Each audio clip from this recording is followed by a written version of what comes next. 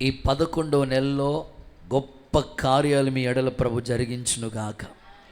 Very good. జాగ్రత్తగా దేవుని మాటలు మీరు వినడానికి మీ మనస్సును సిద్ధపరచుకోండి. ఈ నవంబర్ 1 తారీఖు దేవుని మందిరానికి వచ్చిన మీ అందరితో, అలాగే లైవ్లో ఈ మాటలు ఆలకిస్తున్న వారందరితో ప్రభు చెప్తున్నాడు, నన్ను అడగండి నీకు నేను ఇస్తాను అనే మాట ఒక ప్రామిస్గా మీకు తెలియచేస్తూ ఉన్నాను. మరి ఇంతవరకు మీరు ఎన్నో ప్రభుని అడిగారు, అడిగినవన్నీ కూడా పొందుకోవడానికి దేవుడు సహాయం చేశాడు. ఒకేలా ఇంకా కొన్ని అడిగినవి రిమైనింగ్ బ్యాలెన్స్ అవి మిగిలిపోయి ఉంటే ఈ నెలలో మరలా అడగండి. వాక్యం చెప్తుంది కదా, అడుగు వాటి కంటేను ఊహించే వాటి కంటేను అత్యధికంగా చేయటానికి ఆయనకి శక్తి కలిగిన దేవుడు గనుక. ఒకవేళ మీరు మనుషుల్ని అడిగితే ఒక్కసారి మీరు అడిగినప్పుడు వాళ్ళు ఏమైనా హెల్ప్ చేయొచ్చు. సెకండ్ టైం మీరు అడిగితే మొన్న నీకు ఇచ్చాను కదా మరలా అడుగుతున్నవేంటి అంటారు. కానీ దేవాది దేవుణ్ణి నువ్వు అడిగితే ఆయన శక్తి కలిగిన దేవుడు కాబట్టి నన్ను అడుగు నేను నీకు ఇస్తాననే ఒక ప్రామిస్ ఈ నెల కొరకు దేవుడు అనుగ్రహించాడు. యేసు నామములో ఈ ప్రామిస్ని ఎడల దేవుడు నెరవేర్చునుగాక. పరిశుద్ధ గ్రంథం చెప్తుంది, అడుగుడి మీకు ఇవ్వబడును అని చెప్పాడు. అంటే అడుగుడు మీకు ఇవ్వబడును అంటే అర్థం ఏంటంటే ఇచ్చేంత వరకు మనం అడగాలంట. ఒక్కసారి అడిగేసి ఇస్తే ఇవ్వు ప్రభువా లేకపోతే మానేసే అనకూడదట. ఇచ్చేంత వరకు మనం దేవుని పాదాలు పట్టుకుని అడుగుతూనే ఉండాలి. ప్రభు ఎన్ని ఉపమానాలతో చెప్పాడంటే, ఒక స్నేహితుడు అర్ధరాత్రి వేళ వస్తే మాటికి అడుగుతూ ఉంటే ఆ పిల్లలు నిద్రపోతున్నారని కూడా చూడకుండా ఆ స్నేహితుడు మాటికి అడుగుటం వల్ల ఆ అర్ధరాత్రి వేళ కూడా అతనికి డోర్ తీసి అతనికి ఇచ్చినట్లుగా ఒక చక్కని ఉపమానాన్ని ప్రభు చెప్పాడు. మనం ఆరాధించే దేవుడు ఎవరంటే, నువ్వు అడగాలే కానీ తప్పకుండా అడుగుపెట్టు ప్రతి స్థలాన్ని మీకు ఇస్తానని ప్రభు వాగ్దానం ఇచ్చాడు. గట్టిగా సరే ఆమేన్ చెప్పండి. మనిషి జీవితంలో కనీస అవసరతలు ఎన్నో ఉంటాయి. ఒక ఇల్లు ఇవ్వండి ప్రభా, అద్దింట్లో చాలా కాలంగా ఉంటున్నామని చాలామంది మన సంఘ బిడ్డలు అద్దింట్లో ఉన్నవాళ్ళు, వారికి సరైన నివాస స్థలం లేక అద్దింట్లో ఉన్న కొంతకాలం ఇరికింట్లో చిన్న గృహాల్లో ఉండి ఈరోజు వాళ్ళకి సొంత గృహాన్ని పొందుకున్న బిడ్డలు చాలామంది సాక్ష్యాలు మనం వింటూ ఉంటాం. మనిషి యొక్క కనీస అవసరత నీడ్ ఉండటానికి ఒక ఇల్లు ఉంటే చాలు అనుకుంటూ ఉంటాం. ఆ తర్వాత ధరించుకోవడానికి వస్త్రాలు, ఖర్చు పెట్టుకోవడానికి ఆర్థిక సహాయం, ఆ తర్వాత భౌతిక విషయాలు ఎన్నో మనం అడుగుతూ ఉంటాం దేవుణ్ణి. అవన్నీ ప్రభు మనకిస్తాడు, జీవనాధారం. ఆత్మీయ విషయాల్లో కూడా దేవుని దగ్గర ఎన్నో మనం అడుగుతూ ఉంటాం. ప్రియుడా, నీ ఆత్మ వర్ధిల్లుతూ ఉంటే నువ్వు అన్ని విషయాల్లో సౌఖ్యంగా ఉంటావని దేవుని లేఖనాల్లో రాయబడుతూ వచ్చినవి. కొన్ని వాక్య ఆధారాలతో మీకు తెలియచేస్తూ ఉంటాను. చేతులు ఎత్తొక్కసారి హల్లెలూయా చెప్పండి. మనం ఇల్లు విషయంలో అడుగు ఉంటే దేవుడు నీకు ఇచ్చి ఉంటే సంతోషమే. ఒకవేళ అద్దింట్లో ఉన్న వాళ్ళకి సొంత గృహాల విషయంలో ఈ నెలలోనే దేవుడు ఒక ఆలోచన మీకు పుట్టించునుగాక. ఉద్యోగ విషయాలు కొంతమంది జీవన ఆధారం కోసం అడుగుతూ ఉంటారు. ఏదైనా ఒక చిన్న జాబ్ ఉంటే చాలయ్యా అని అడుగుతూ ఉంటారు. ప్రభు ఖచ్చితంగా ఒక ఉద్యోగ విషయంలో మీకు మేలు చేయునుగాక. మరికొంతమంది వివాహాల విషయంలో అడుగుతూ ఉంటారు. అయ్యా పిల్లలు ఎదుగొస్తున్నారు, వాళ్ళకి యుక్త వయసు వచ్చేసింది, తల్లిదండ్రులుగా మేమైతే వాళ్ళకి జన్మనిచ్చాం కానీ భవిష్యత్తు నువ్వు ఇవ్వాలి కదా ప్రభా, ఈ ఇంటికి ఎలాంటి కోడలు వస్తే మంచిదో, ఎలాంటి అల్లుడు వస్తే మంచిదని చాలామంది తండ్రులు పిల్లల గురించి వివాహ వయసు వచ్చినప్పుడు అడుగుతూ ఉంటారు. నా ప్రార్థన, సంఘములో వివాహాల కొరకు ఎదురు చూస్తున్న వాళ్ళ జీవితంలో ప్రభు గొప్ప కార్యాలు జరిగించునుగాక. ఆ తర్వాత ఫైనాన్షియల్గా ఇబ్బందుల్లో ఉంటారు. అవి రుణాలు తీరక ఇబ్బంది పడిపోతూ ఉంటారు. ఎలాగైనా సరే ఈ రుణ సమస్య నుంచి నాకు విడుదల కావాలి అని అడుగుతూ ఉంటారు, వారికి కూడా దేవుడు సహాయం చేస్తాడు. బైబిల్లో మీరు చూస్తే హాగరు కట్టుకున్నవాడు కసాయివాడిగా మారిపోయినట్లు ఒక వాటర్ బాటిల్ ఇచ్చి పంపించేశాడు. ఎన్ని రోజులు వస్తుందండి వాటర్ బాటిల్? ఆ పిల్లోడు చావు నేను చూడలేనని ఆ పొదలో ఆ యొక్క అరణ్యంలో, షూరు అరణ్యంలో ఆ పిల్లోని అలా పడేసి ఏడవటం మొదలుపెట్టింది హాగరు. అయ్యా కొంచెం నీళ్లుంటే నాకు చాలని అడిగింది. దేవుడు ఎంత గొప్పవాడంటే నీళ్లు అడిగితే నీటి ఓటనే పుట్టించాడు కదా దేవుడు. ఆ ప్రక్కనే ఆమె కోసం ఆమె ప్రక్కనే సిద్ధపరిచాడు. నా ప్రార్థన, మేము కూడా 7 years 7 సంవత్సరాలు అడిగాం, ప్రభా ఒక మందిరానికి ఒక చిన్న స్థలం కావాలి. 7 సంవత్సరాలు వెయిట్ చేస్తూ వచ్చాం. చాలా ఇరుకులో ఉండేవాళ్ళం. డ్రమ్ము కొట్టుకోవడానికి లేదు, మైక్ పెట్టుకోవడానికి లేదు, ఆరాధన చేసుకోవడానికి అవకాశం ఉండేది కాదు. కానీ ఈరోజు చూస్తూ ఉంటుంటే విశాలమైన చోటు మన కొరకు దేవుడిచ్చాడు. దేవుని యొక్క రహస్యమందు చూస్తున్న దేవుడు ఖచ్చితంగా మనకి ఇస్తాడు. మీ ప్రార్థన దేవుడు త్రోసివేసేవాడు కాదు. ఈరోజు మరలా నీతో చెప్తున్నాడు, నన్ను అడుగు, నేను నీకు ఇస్తాను. యేసు నామములో ఈ వాగ్దానం నెరవేర్చబడును గాక. హాగరు జస్ట్ వాటర్ అడిగితే నీటి బుగ్గని తరతరాలకి నిలిచి ఉండేటట్లుగా ఒక గొప్ప దీవెన హాగరు సంతానానికి దేవుడిచ్చాడు. ఈరోజు అనేకులు విదేశాలకు వెళ్ళి అక్కడ ఆశీర్వదించబడిన స్థితిని చూడగలుగుతున్నారు.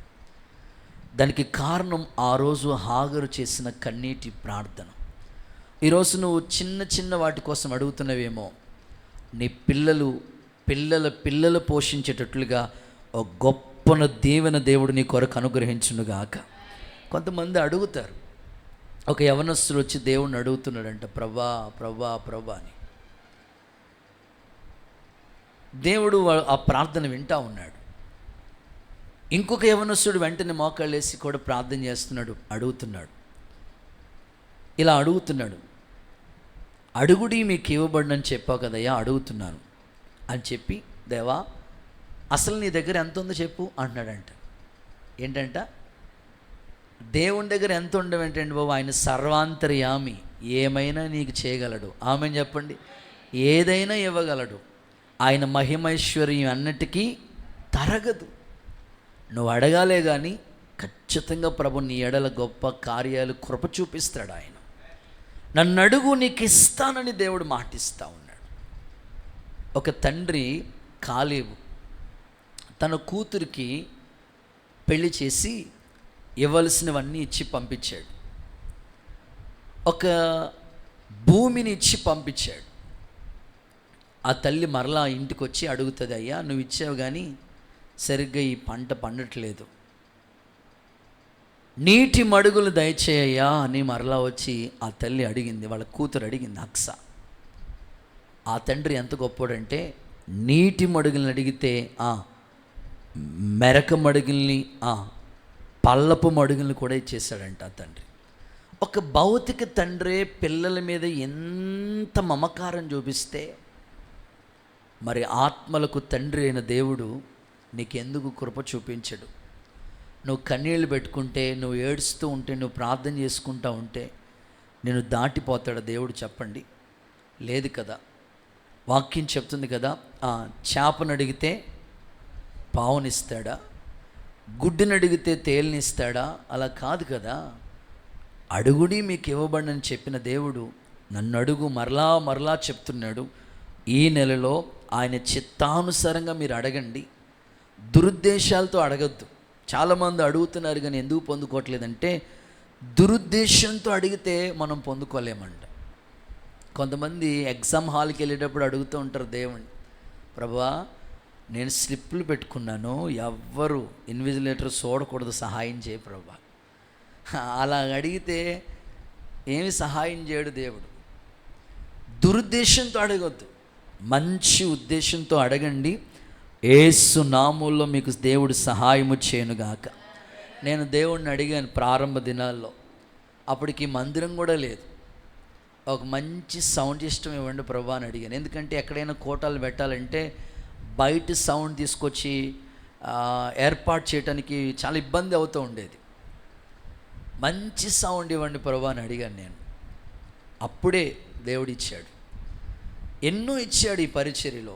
మీకు ఇస్తాడు. వాగ్దానాన్ని దాటిపోయే దేవుడు కాదు. తన సొంత కుమారుణ్ణే మనకిచ్చిన దేవుడు. ఆయనతో పాటు సమస్తం నీకు ఎందుకు ఇవ్వడు? నీ అవసరతలు ఎరిగిన వాడు. క్రీస్తు యేసు మహిమలో మీ ప్రతి అవసరత తీర్చునుగాక. సొలొమోను జ్ఞానాన్ని అడిగాడు. జ్ఞానం ఒకటి ఇచ్చాడండి దేవుడు, చెప్పండి. ఐశ్వర్యం ఇచ్చాడు, దీర్ఘాయునిచ్చాడు. అలాంటి రాజు మరలా పుట్టలేదు. అంత జ్ఞానం ఇచ్చాడు దేవుడు. ఈరోజు నువ్వు ఏమి అడుగుతున్నావో దేవుణ్ణి, తప్పకుండా దేవుడు నీ కొరకు దాచిన మేలు ఎంతో గొప్పది. ఈ నెలలో మీరు అడగండి, మీకు ఖచ్చితంగా దేవుడు ఇవ్వబోతున్నాడు. విశ్వసించిన వాళ్ళందరూ సంతోషంగా చప్పట్లు కొడుతూ ఒకసారి యేసయ్యకి బిగ్గరగా మహిమ చెల్లిస్తారా? ఓకే, నా ప్రశ్న, అడుగుడి మీకు ఇవ్వబడునని చెప్పాడు కదా. అడగండి, నన్ను అడగండి నీకు ఇస్తాను అని ప్రభు చెప్పాడు కదా. దేవుడు నీకు ఏమిస్తాడో ఒక 7 సంగతులు మీకు చెప్పాలనుకుంటున్నాను. దేవుడు నన్ను అడుగు నీకు ఇచ్చేదనని వాగ్దానం ఇచ్చాడు కదా. దేవుడు నీకు ఏమిస్తాడు అని ప్రశ్న మీరు నోట్ చేసుకుంటే ఒక 7 సంగతులు మీకు చెప్తాను. ఓకే, చదవండి. మొదటి మాట, దేవుడు నీకు ఏమిస్తాడు. దినవృత్తాంతాల మొదటి పుస్తకం 29వ అధ్యాయం 12వ వాక్యాన్ని చదువుదాం. మొదటి దినవృత్తాంతాల పుస్తకం 29వ అధ్యాయం. నన్న అక్క మైక్ చూడు. 12వ వాక్యం. ఐశ్వర్యమును గొప్పతనమును నీ వల్లే కలుగుతాయి. నీవు సమస్తమును ఏలు అడవు. ఓకే. బలమును పరాక్రమమును నీ దానములు హెచ్చించు వాడవును. అందరికి బలమిచ్చు వాడవు నీవే. అందరూ సరే ఆమేనండి. అందరికి బలమిచ్చు వాడవు నీవే. చాలు. మొదటి మాట, బలము ఇచ్చేదను అనండి. సో దేవుడు అంటాడు, నన్ను అడుగు నీకు ఇస్తాను. దేవా, నీవు నా కొరకు ఏమిస్తావయ్యా అనంటే మొదటి మాట, నీ కొరకు ఆయన బలాన్ని ఇస్తాడు. విశ్వాసించిన వాళ్ళందరూ చెప్పండి ఒకసారి ఆమేనండి. ఎంతమంది ఇక్కడ కూర్చున్న వాళ్ళలో బలహీనులుగా ఉన్నారో, నా దేవుడు మిమ్మల్ని బలపరుచునుగాక. స్వస్థత దేవుడు అనుగ్రహించునుగాక. మీ ఎముకల్లో సత్తునిచ్చునుగాక, బలాన్ని ఇచ్చునుగాక.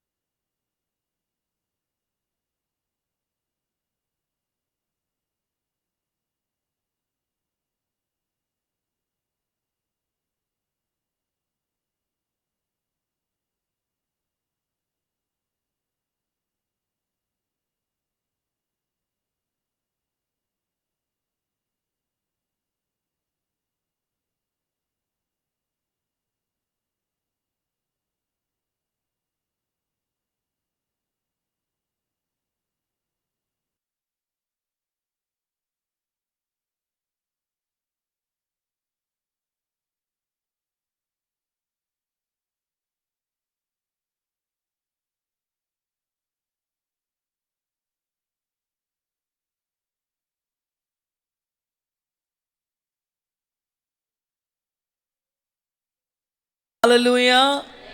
అందరికీ బలమిచ్చేవాడు నీవే. అడగండి, నన్ను అడుగు నీకు ఇస్తాను. ఏమిస్తావు ప్రభా నువ్వు నాకంటే? బలాన్ని దేవుడిస్తాడు. ఎవరు ఇవ్వలేరు ఈ బలం, కానీ దేవుడు ఒక్కడే నీకు ఇచ్చేవాడు. ఆయన మనుషులు ఇచ్చేది కాదు ఈ బలం. Boost in the secret of my energy అనుకోవచ్చు, అది నీకు కొంతకాలమే ఉంటుంది. కానీ దేవుడు నీకు బలం ఇస్తే ఆ బలముతో గొప్ప కార్యాలు మనం పొందుకుంటాం. అందరికీ బలమిచ్చువాడు నీవే. నన్ను అడుగు నీకు ఇస్తాను. ఏమిస్తావు ప్రభా నువ్వు అంటే ఆయన నీకు బలాన్ని ఇస్తాడు, స్ట్రెంగ్త్. మంచి ఆరోగ్యాన్ని దేవుడు నీకు ఇస్తాడు. ఈరోజు చాలామంది సాక్ష్యం ఇస్తారు, అయ్యా ఒకప్పుడు ఉన్నట్లుగా నాకు బలం సరిపోవట్లేదయ్యా, ఒకప్పుడు 25 కేజీల బస్తా 50 కేజీల బస్తా ఒక్క చేత్తో లేపేసేవాడిని అయ్యా, ఇప్పుడు అంత బలం ఉండట్లేదయ్యా. మేము ఒకసారి మీటింగ్కి వెళితే వాళ్ళ కూడికి ఎక్కడ ఏర్పాటు చేసుకున్నారంటే డాబా పైన, బిల్డింగ్ పైన పెట్టుకున్నారు మీటింగ్. వెళ్ళేటప్పుడు 4 తీసుకెళ్లారు ఆ బాక్స్ని, 4 వైపులా 4 మోసుకుని. వచ్చేటప్పుడు మాత్రం ఒకడు ఎత్తుకుని వచ్చేస్తున్నాడు. చూస్తే చాలా హైట్ ఉన్నాడు, చాలా స్ట్రాంగ్గా ఉన్నాడు. కుమార్ బాబు అన్నంత ఉంటాడు, దేవుడికి స్తోత్రం. ఒక్క చేతిలా పట్టుకుని వచ్చేస్తాడు బాక్స్. నాకు భలే ఆశ్చర్యం అనిపించింది. నేను అనుకున్నాను ఎంత బలం. సో ఈ ఉదయకాలం ఇక్కడ ఎంతమంది బలహీనలుగా ఉండి శరీరంలో రకరకాల వీక్నెస్ చేత బాధపడుతూ ఉన్నారు, ఈరోజు వాళ్ళందరికీ దేవుడు బలాన్ని అనుగ్రహించునుగాక, సర్వ శరీరాన్ని దేవుడు బాగు చేయనుగాక. ఎంతమంది బ్యాక్ పెయిన్తో, నడుము నొప్పితో బాధపడుతున్నారో వారిని ఉదయకాలమే ముట్టి తాకి స్వస్థపరచునుగాక. నరాల బలహీనతో బాధపడుతున్న వారిని దేవుడు బలపరచునుగాక.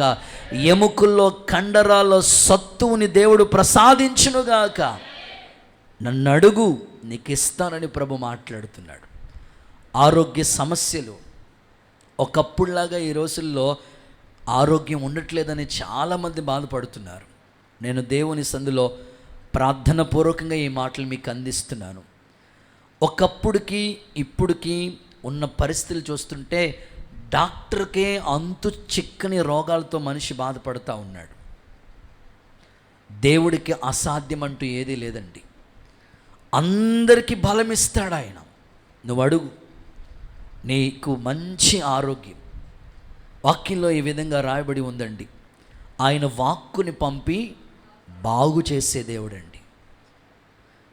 ఎక్కడో ఉన్నాడు కానీ ఇక్కడ వాక్కుని పంపి దేవుడు బాగు చేస్తాడు. నువ్వు మాట మాత్రం సెలవి, నా దాసుడు బాగైపోతాడు. నీకు అంత విశ్వాసం కావాలి. ఆయన వస్త్రాన్ని ముట్టుకుంటే చాలు. 12 సంవత్సరాల నుంచి తెప్పలు పడింది కదండి ఆమె. ఆయన వస్త్రం ముట్టుకుంటే చాలు. నా ఆశ ఇక్కడ కూర్చున్న మీ అందరికీ, లైవ్లో ఈ మాటలు వింటున్న ప్రతి వారికి, సర్వ శరీరానికి దేవుడు ఆరోగ్యాన్ని బలాన్ని ఇచ్చునుగాక. కాలేబు అనండి. ఏం పేరు ఆయన పేరు? కాలేబు. మోషే కాలం. ఈ కాలేబు యెహోషువలు దేవుని యొక్క ప్రణాళికతో నడిపించబడుతున్న విధానాలు, కానానికి వాళ్ళు వెళుతున్న మార్గాన్ని చూస్తూ ఉంటే, మోషే కాలేబుని పంపించినప్పుడు ఆయనకి 40 సంవత్సరాల వయసు. 40 సంవత్సరాల వయసులో ఎంత బలం ఉందో ఇప్పుడు ప్రజెంట్ 80 సంవత్సరాలు. 80 సంవత్సరాల ఏజ్లో కూడా అంతే బలం ఉందంట. ఏ మాత్రం కూడా బలం తగ్గలేదు. చూద్దాం ఒకసారి యెహోషువ పుస్తకం 14వ అధ్యాయం 10-11 వాక్యాలు చూద్దాం. యెహోషువ పుస్తకం 14వ అధ్యాయం 10-11 వాక్యాలు చూద్దాం. యెహోవా చెప్పినట్లు యెహోవా మోషేకు ఆ మాట సెలవిచ్చినప్పటి నుండి వెంటనే ఇశ్రాయేలు అరణ్యంలో, యెహోషువ పుస్తకం 14వ అధ్యాయం 10-11 వాక్యం. ఇదిగో చదువక్క. 45 ఏండ్లు ఆయన నన్ను సజీవునిగా కాపాడి ఉన్నాడు. ఇదిగో నేను ఇప్పుడు 85. నేను 80 సంవత్సరాలు పైనే, 85 సంవత్సరాలు. మోషే నన్ను పంపిన నాటి నుండి నాకెంత బలమో, ఎంత బలముందో నేటి వరకు నాకు అంత బలము, నేటి వరకు కూడా అంత బలం ఉంది. 11వ వచనం చూడండి. మోషే నన్ను పంపించినప్పుడు ఎంత బలం ఉందో స్టిల్ ఈ రోజు వరకు అదే బలం ఉంది. మీ పక్కోళ్ళకి ఒకసారి షేక్ అండి చెప్పండి, దేవుడు నీకు బలం ఇచ్చును గాక అని చెప్పండి. గట్టిగా చెప్పండి, దేవుడు నీకు బలం ఇచ్చును గాక అని చెప్పండి. గుడ్. నా ప్రార్థన, దేవుడు మిమ్మల్ని అందరినీ బలపరచబోతున్నాడు. విశ్వసించిన వాళ్ళందరూ చెప్పండి ఆమేన్. మోషే నిన్ను పంపినప్పుడు ఎంత బలం ఉందో ఇప్పటికి అదే బలం నాకుందని కాలేబు సాక్ష్యం ఇస్తున్నాడు. నువ్వు దేవుని మందిరంలో కూడా అలాంటి సాక్ష్యం చెప్పాలి. దేవా నన్ను ఏ విధంగా నువ్వు బలపరచవో ఇప్పుడు కూడా అదే బలంతో ఉన్నానయ్యా.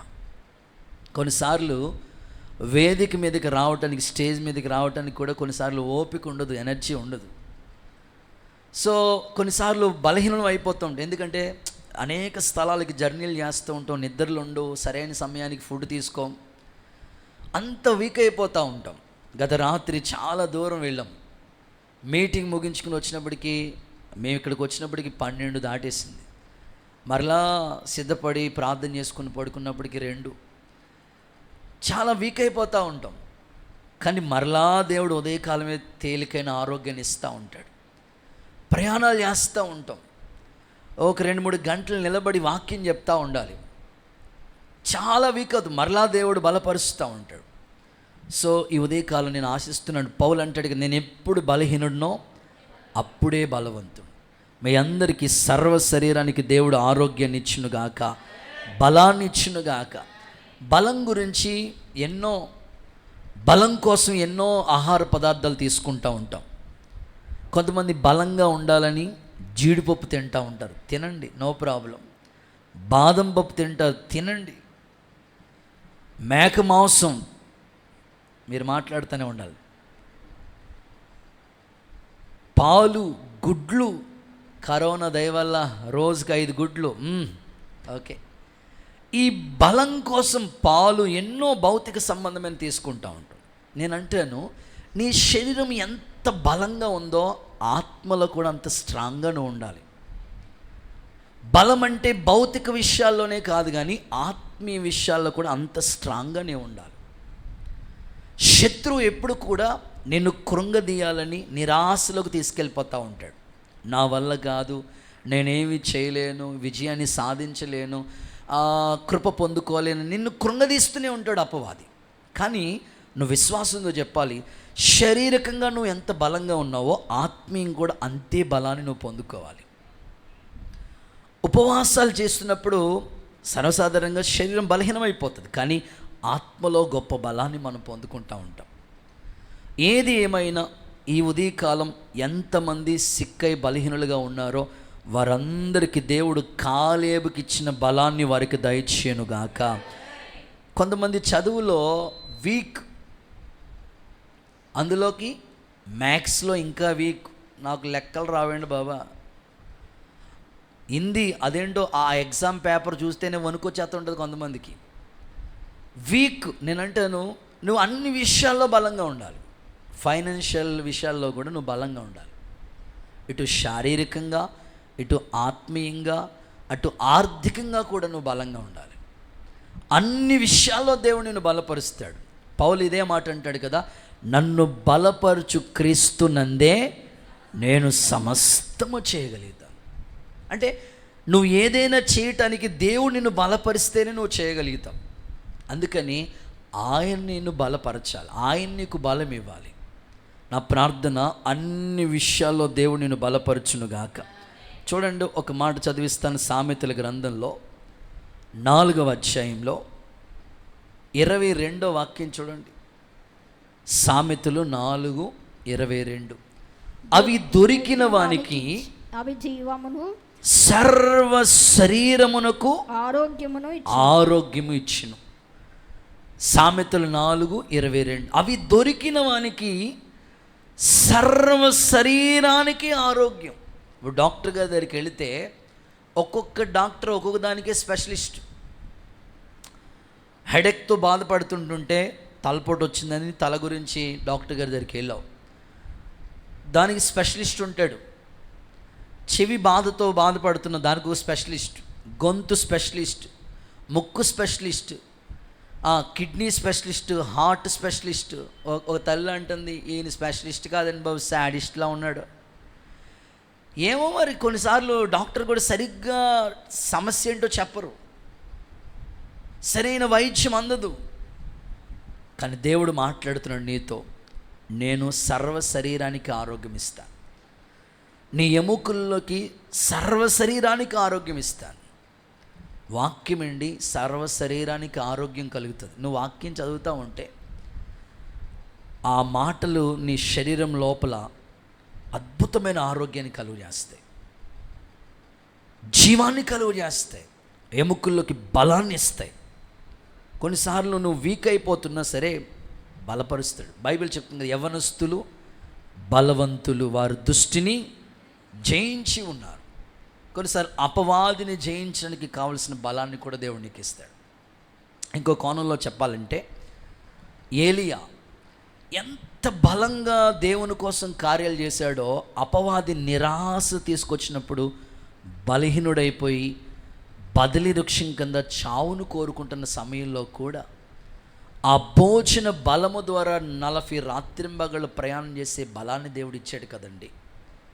ఈరోజు నీ ప్రయాణాన్ని ఆపొద్దు, నీ వ్యక్తిగత ఆత్మీయ జీవితాన్ని ఆగిపోవద్దు, ఎక్కడ కృంగిపోవద్దు. మరలా దేవుడు నిన్ను బలపరచబోతూ ఉన్నాడు. బైబిల్ ఇలా చెప్తుంది కదా, యెహోవా కోసం ఎదురు చూసిన వాళ్ళు నూతన బలాన్ని పొందుకుంటారు. నువ్వు ఎదురు చూడు, వెయిట్ చేయి. ప్రభు నీ ఎముకలకి ఆరోగ్యాన్ని, ఆత్మీయ జీవితాన్ని బలపరచబోతాడు. అన్ని విషయాల్లో దేవుడు కృప చూపించునుగాక. బైబిల్ ఇలా చెప్తుంది, దేవుణ్ణి ప్రేమించేవారు బలముతో ఉదయించే సూర్యుని వలె వాళ్ళు ఉంటారంట. వాక్యం ఈ విధంగా చెప్తాడన్నమాట. దేవుణ్ణి ఎరిగిన వారు బలము కలిగి గొప్ప కార్యాలు చేస్తారని చెప్పాడు. ఇవన్నీ వాగ్దానాలు. నువ్వు విశ్వసించు. ఈ నెలలో దేవుడు నీకు బలాన్ని ప్రసాదించునుగాక. మీ కుటుంబంలో ఎవరెవరు సిక్కై బలహీనులుగా ఉన్నారో వాళ్ళందరూ వచ్చే నెలలో అద్భుతంగా సాక్షులుగా నిలబడుదురుగాక. దేవుడు కార్యాలు జరిగించునుగాక. ఒక చిన్న సాక్ష్యం చెప్తాను మీకు. చేతుల పైకెత్తి ఒకసారి అందరూ హల్లెలూయా చెప్పండి. ఇంకొంచెం గట్టిగా హల్లెలూయా అని చెప్పండి. సోది చెప్తామని తిరుగుతూ ఉంటారు ఇంటింట. ఇప్పుడు అవి లేవు, కానీ ఒకప్పుడు బాగా ఎక్కువ అయిపోయినాయి. దైవజనుడు ఒక ప్రాంతానికి సువార్త నిమిత్తమే వెళుతూ ఉంటుంటేనే ఆమె కోసం ప్రార్థన చేశారంట. ప్రభా, ఎంతోమందిని లోక ఆశల వైపు తీసుకెళ్ళిపోతున్నారు, ఇలాంటి వాళ్ళు మారాలి ప్రభా అని ఆమె కోసం ప్రార్థన చేశారంట. సోది చెప్తున్న ఆమె కోసం ప్రార్థన చేస్తే ఆమెలో ఒక దెయ్యం, ఒక ఈవిల్ స్పిరిట్, ఆమెను ఒక బలహీనపరిచే ఒక అపవిత్ర ఆత్మ పట్టి వేధిస్తూ ఉందంట. యేసు నామములో పో అని గద్దించి దైవజనుడు ప్రార్థన చేశారంట. వెలవెల్లాడి కింద పడిపోయిందంట. ఆమె పడిపోయిన తర్వాత మార్పు చెంది యేసు ప్రభుని సొంత రక్షకుడిగా అంగీకరించింది. ఆమె సోద చెప్పే ఆమె సువార్తికురాలుగా మారిపోయింది. ఒకప్పుడు సోదమ్మ, ఇప్పుడు చెప్పండి, ఒకప్పుడు సోదమ్మ, ఇప్పుడు సువార్తికురాలుగా మారిపోయింది, సువార్తమ్మగా మారిపోయింది. ఆమె రక్షణ సాక్ష్యాన్ని 10 మందికి చెప్తుందంట. ఆమె రక్షణ సాక్ష్యం చెప్తుందంట. ఈ రోజుల్లో కూడా చాలామంది సోది చెప్పేవాళ్ళు గురించి, జాతకం చెప్పే వాటి గురించి ఆశపడే వాళ్ళు ఉంటారు. అయితే ఆ సహోదరి సువార్త చెప్తూ ఎలాగ మార్పు చెందిందో, ఎలాగ ప్రభువులోకి వచ్చిందో ఆమె సాక్ష్యాన్ని పంచుకుంటూ ఉందట. ఎలా చెప్తుందంటే, ఇదిగో ఒక ఇంటికి వెళ్ళిందంట సువార్త కొరకు. అయ్యా అమ్మ, నేను ఒకప్పుడు సోది చెప్తూ ఉండేదాన్ని అని సువార్త చెప్పడం మొదలుపెట్టిందట. చెప్తూ ఉంటుంటే ఆమె ప్రారంభ స్థితి చెప్తుందంట. ప్రారంభ స్థితి ఆమె ఎలా మారిందో, ఒక ఇంటికి సోది చెప్పడానికి అని వెళ్ళిందంట. పాప మా అక్కోళ్ళు వచ్చిన వెంటనే ఆవిడ కుర్చీ వేసి చెప్పమ్మా అని చేయించేవారంట. వెంటనే ఇదిగో సోది చెప్తాను నీకు, జరుగుతున్నది చెప్తా, జరగబోయేది చెప్తా అని మొదలెట్టిందంట. ఇదిగో వెంటనే చేయి తీసుకుని వెంటనే చెప్పిందంట, నువ్వు చాలా కష్టాల్లో ఉన్నావు అని చెప్పిందంట. అని ఈ రోజుల్లో కష్టాలు లేని వాళ్ళు ఎవరున్నారు చెప్పండి? ఆ చెయ్యి చూసినట్టు నువ్వు చాలా కష్టాల్లో ఉన్నావు అని చెప్పిందంట. నిజమే అనుకుని, నిజమేనండి బాబు, నిజమే, చెప్పమ్మా. ఇదిగో నీ కష్టాలన్నీ నీ పుట్టింటోళ్ళ ద్వారా కాదు, నీ భర్తింటోళ్ళ ద్వారానే. అవునవును, బాగానే, దేవుడికి స్తోత్రం చెప్పు. బాగానే చెప్తుంది, బాగానే కనెక్ట్ అయిపోయింది అన్నమాట. ఇంకా అలాగ చెప్పుకుంటూ వెళుతూ ఉంటుంటే నిజమేననుకుని ఆమె కనెక్ట్ అయిపోయింది అన్నమాట. అవును, నా పుట్టింటోళ్ళ ద్వారా కష్టాలు ఏం కాదు, అంతా నా భర్త కట్టుకున్న వాళ్ళ ఇంటి ద్వారానే, అన్ని కష్టాలు వాళ్ళ ద్వారానే. అలా ఫీల్ అయిపోయిందంట ఆమె. ఇంకా చెప్పు ఇదిగో నీ జీవితంలో ఈ కష్టాలు పోవాలంటే నల్ల కోడి ఒకటిని తీసుకురావాలి. స్తోత్రం. నీ కష్టాలు పోవాలంటే ఇంత దేవుడికి నువ్వు చదివించుకోవాలి. నీ కష్టాలు పోవాలంటే తెల్లవారుజామున 4 గంటలకి ఆ చెట్టు కిందకి వెళ్ళి నువ్వు ఈ కార్యక్రమం చేయాలి అన్నీ చెప్తా ఉంటుంటే ఆమె నిజంగానే అలాగే చేసిందంట.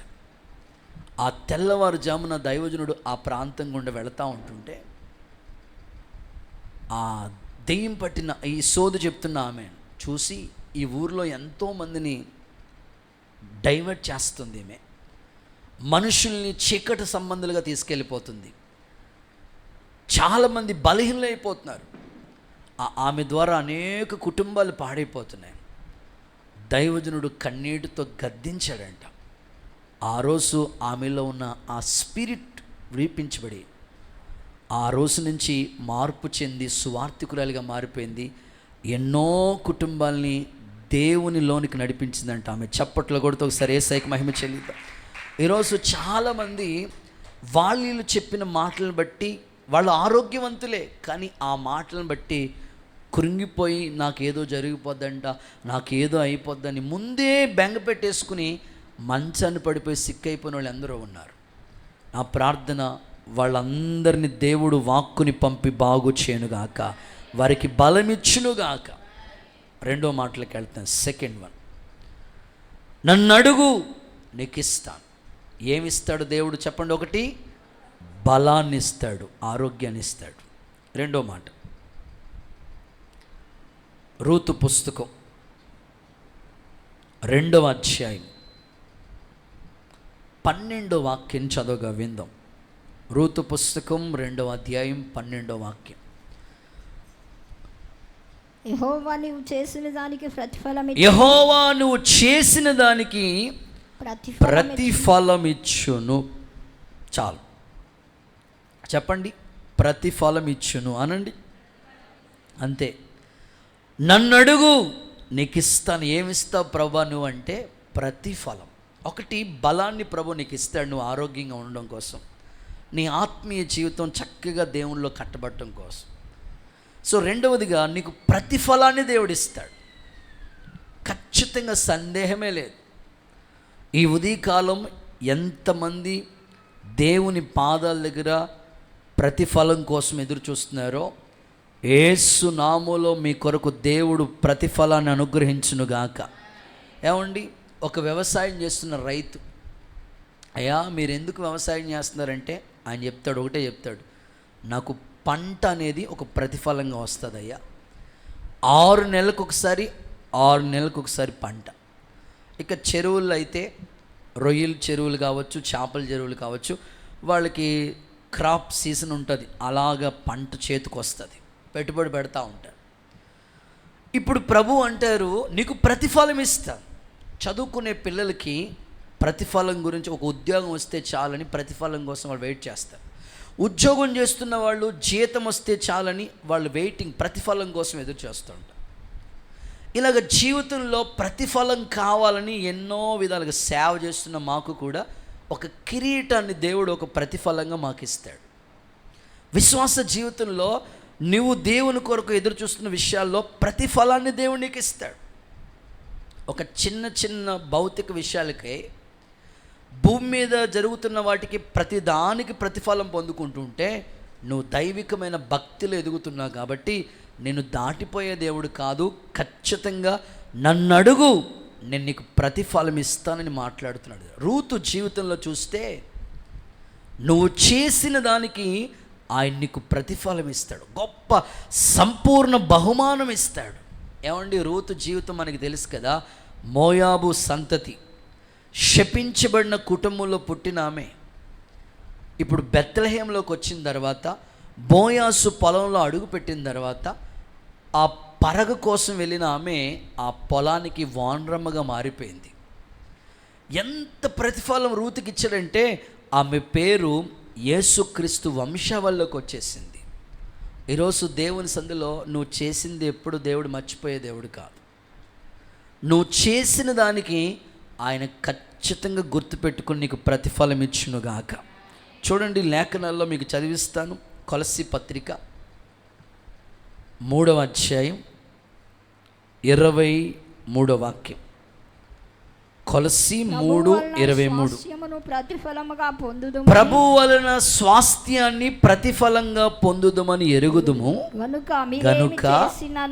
గనుక మీరు ఏమి చేసినను అది మనుషుల నిమిత్తం కాక ప్రభు నిమిత్తమని మనస్ఫూర్తిగా మీరు చేయండి. అక్కడ అంటాడు, మీరు ఏది చేసినా మనుషుల కోసం కాదు, మనస్ఫూర్తిగా ప్రభు కొరకు చేయండి.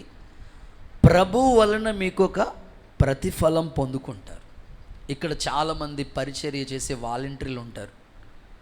ఉదయకాలమే అందరికన్నా ముందుగా వచ్చి మందిరాన్ని తుడిచి తడిబట్టు పెట్టి మ్యాట్లేసి సౌండ్ సిస్టమ్ పెట్టి చక్కని పరిచర్య చేసే పరిచారకులు ఉంటారు.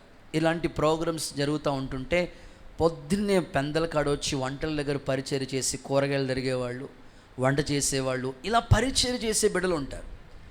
వారు ఎంతో కష్టపడుతూ ఉంటారు. కొన్నిసార్లు నేను అనుకుంటారు, వాళ్ళు చేసిన దానికి నేను ఏమి ఇవ్వలేకపోతున్నాను. వాళ్ళు ఏమి ఇచ్చినా తీసుకోరు. వాళ్ళు అంటారు, అన్నయ్య మా కోసం ప్రార్థన చేయ చాలు, దేవుడు మాకు ప్రతిఫలం ఇస్తాడు. నిజమే, దేవుని మందిరంలో మీరు ఏ పరిచర్య చేసినా ఆయన మీరు చేసిన దానికి ఖచ్చితంగా ప్రతిఫలం ఇచ్చునుగాక. యేసు నామములో మీ అవసరతలన్నీ ప్రభు తీర్చునుగాక. ప్రతిఫలం దేవుడిస్తాడండి. ఇలా చెప్తాను మీకు, ప్రార్థనకి ప్రతిఫలం అనండి. నువ్వు ఎన్నోసార్లు ప్రార్థన చేసుకుంటావు కదా, రావట్లేదు రిజల్ట్ అనుకుంటాం, కానీ ఖచ్చితంగా నీ ప్రార్థన అయితే దాటిపోదు. ఇంకో మాట చెప్పనా, మన ప్రార్థన ఎప్పుడు వృధా కాదండి. కొంతమంది ఏమనుకుంటారంటే టైం వేస్ట్ అండి. కొంతమంది ఏమనుకుంటారంటే ప్రార్థన గురించి, ఏమోనండి ఈ ప్రార్థన ఏమి వెండండి దేవుడు అనుకుంటారు. కాదు, ఎప్పటికీ నీ ప్రార్థన వృధా కాదు. ఆకాశం గతించిపోయినా, భూమి గతించిపోయినా దేవుని వాగ్దానం మారదు. నీ ప్రార్థన అయితే దేవుడు త్రోసివేసేవాడు కాదు. ఖచ్చితంగా నీ ప్రార్థనకి సమాధానం వస్తుంది. రహస్యమందు చూస్తున్న దేవుడు నీకు ప్రతిఫలం ఇస్తాడు ఖచ్చితంగా. చూడండి ఆ మాట, మత్తయి సువార్త 6:6. మత్తయి సువార్త 6:6.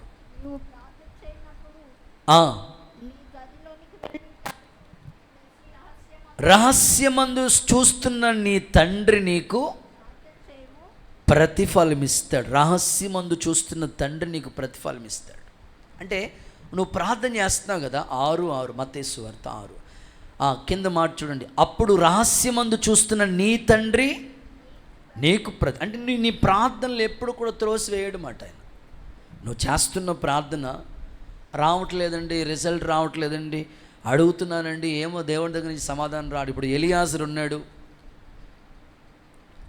ఒక పనప్ చెప్పాడు వాళ్ళ ఓనర్ గారు, అబ్రహాం, ఇదిగో నా కొడుకు ఎదుగుతూ ఉన్నాడు, వాడికి ఒక పెళ్లి సంబంధం చూడు అని చూడమని చెప్పాడు. కానీ ఈయనైతే ప్రార్థనతో స్టార్ట్ చేస్తున్నాడు. మనం ఎప్పుడు కూడా ఏ పనైనా నువ్వు జర్నీ చేసినా ప్రార్థనతో మొదలెట్టాలి. విదేశీ ప్రయత్నం పెట్టుకున్నా ప్రార్థనతో మొదలు పెట్టాలి. ఇల్లు కట్టాలి, ప్రార్థనతో మొదలు పెట్టాలి. పిల్లలు భవిష్యత్తు కోసం చాలా దూరాల్లో ఉన్నారు, వాళ్ళు ఏం చేయాలి? ప్రార్థనతో ఏదైనా ప్రేయర్. ఎలియాజరు ఒక పని నిమిత్తం వెళ్తున్నాడు, వాళ్ళ ఓనర్ గారు అబ్బాయికి పెళ్లి సంబంధం. ప్రార్థన, ఒంటల్ని మోకరింప చేసి ప్రార్థనతో మొదలెట్టాడు. నేను వెళుతున్న పని సఫలమైపోవాలయ్యా, నేను వెళుతున్న పని సఫలమైపోవాలయ్యా, ప్రార్థన పూర్వకంగా వెళ్ళాడు. ఎంత అద్భుతమంటే ఆ ప్రార్థన దేవుడు ఆలకించి వాళ్ళ కుటుంబ యజమాని యొక్క కుమారుడికి ఎలాంటి కోడలు కావాలో దేవుడు అద్భుతంగా సెలెక్ట్ చేసి ఇచ్చాడు. ఈరోజు ఇక్కడ తండ్రులు చాలామంది హృదయంలో పిల్లల గురించి ఎదురు చూస్తున్నారు. చాలామంది తల్లులు పిల్లల కోసం, వాళ్ళ భవిష్యత్తు కోసం కన్నీళ్ళు పెట్టుకుంటున్నారు. ప్రభా ఎలా ఏం చేయాలయ్యా అర్థం కావట్లేదు. నా ప్రార్థన, రహస్యమందున చూస్తున్న దేవుడు మీ ఇంటిలో చక్కని కోడల్ని దేవుడు మీ కొరకు సిద్ధపరచునుగాక. అలాగే చక్కని నమ్మకస్తుడైన అల్లుడిని మీ కుటుంబానికి కొరకు దేవుడు సిద్ధపరచును గాక. రహస్యమందు చూసిన దేవుడు నీ ప్రార్థనకి ప్రతిఫలం ఇస్తాడు. చేతుల పైకి ఒక్కసారి హల్లెలూయా చెప్తారా? ఇంకొంచెం గట్టిగా చెప్పండి, హల్లెలూయా. ఖచ్చితంగా ప్రతిఫలం దేవుడు ఇస్తాడు. ఈ రోజుల్లో పెళ్ళిళ్ళు అంటే ఎంత కష్టమైపోతుందో. మీరు చాలా సీరియస్గా ఉన్నారు కాబట్టి ఒక మాట చెప్తాను. చేతులు పైకి ఒక్కసారి హల్లెలూయా చెప్పండి. ఒక అబ్బాయికి పెళ్లి సంబంధం వచ్చిందంటే పెళ్లి చూపుల కోసం వెళ్ళాడంట.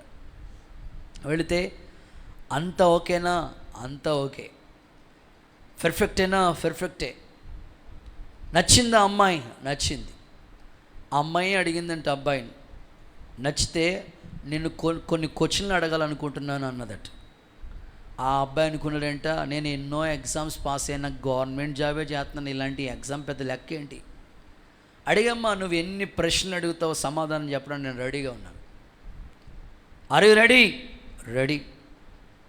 ఇదిగో నాకు వంట చేయటం రాదు.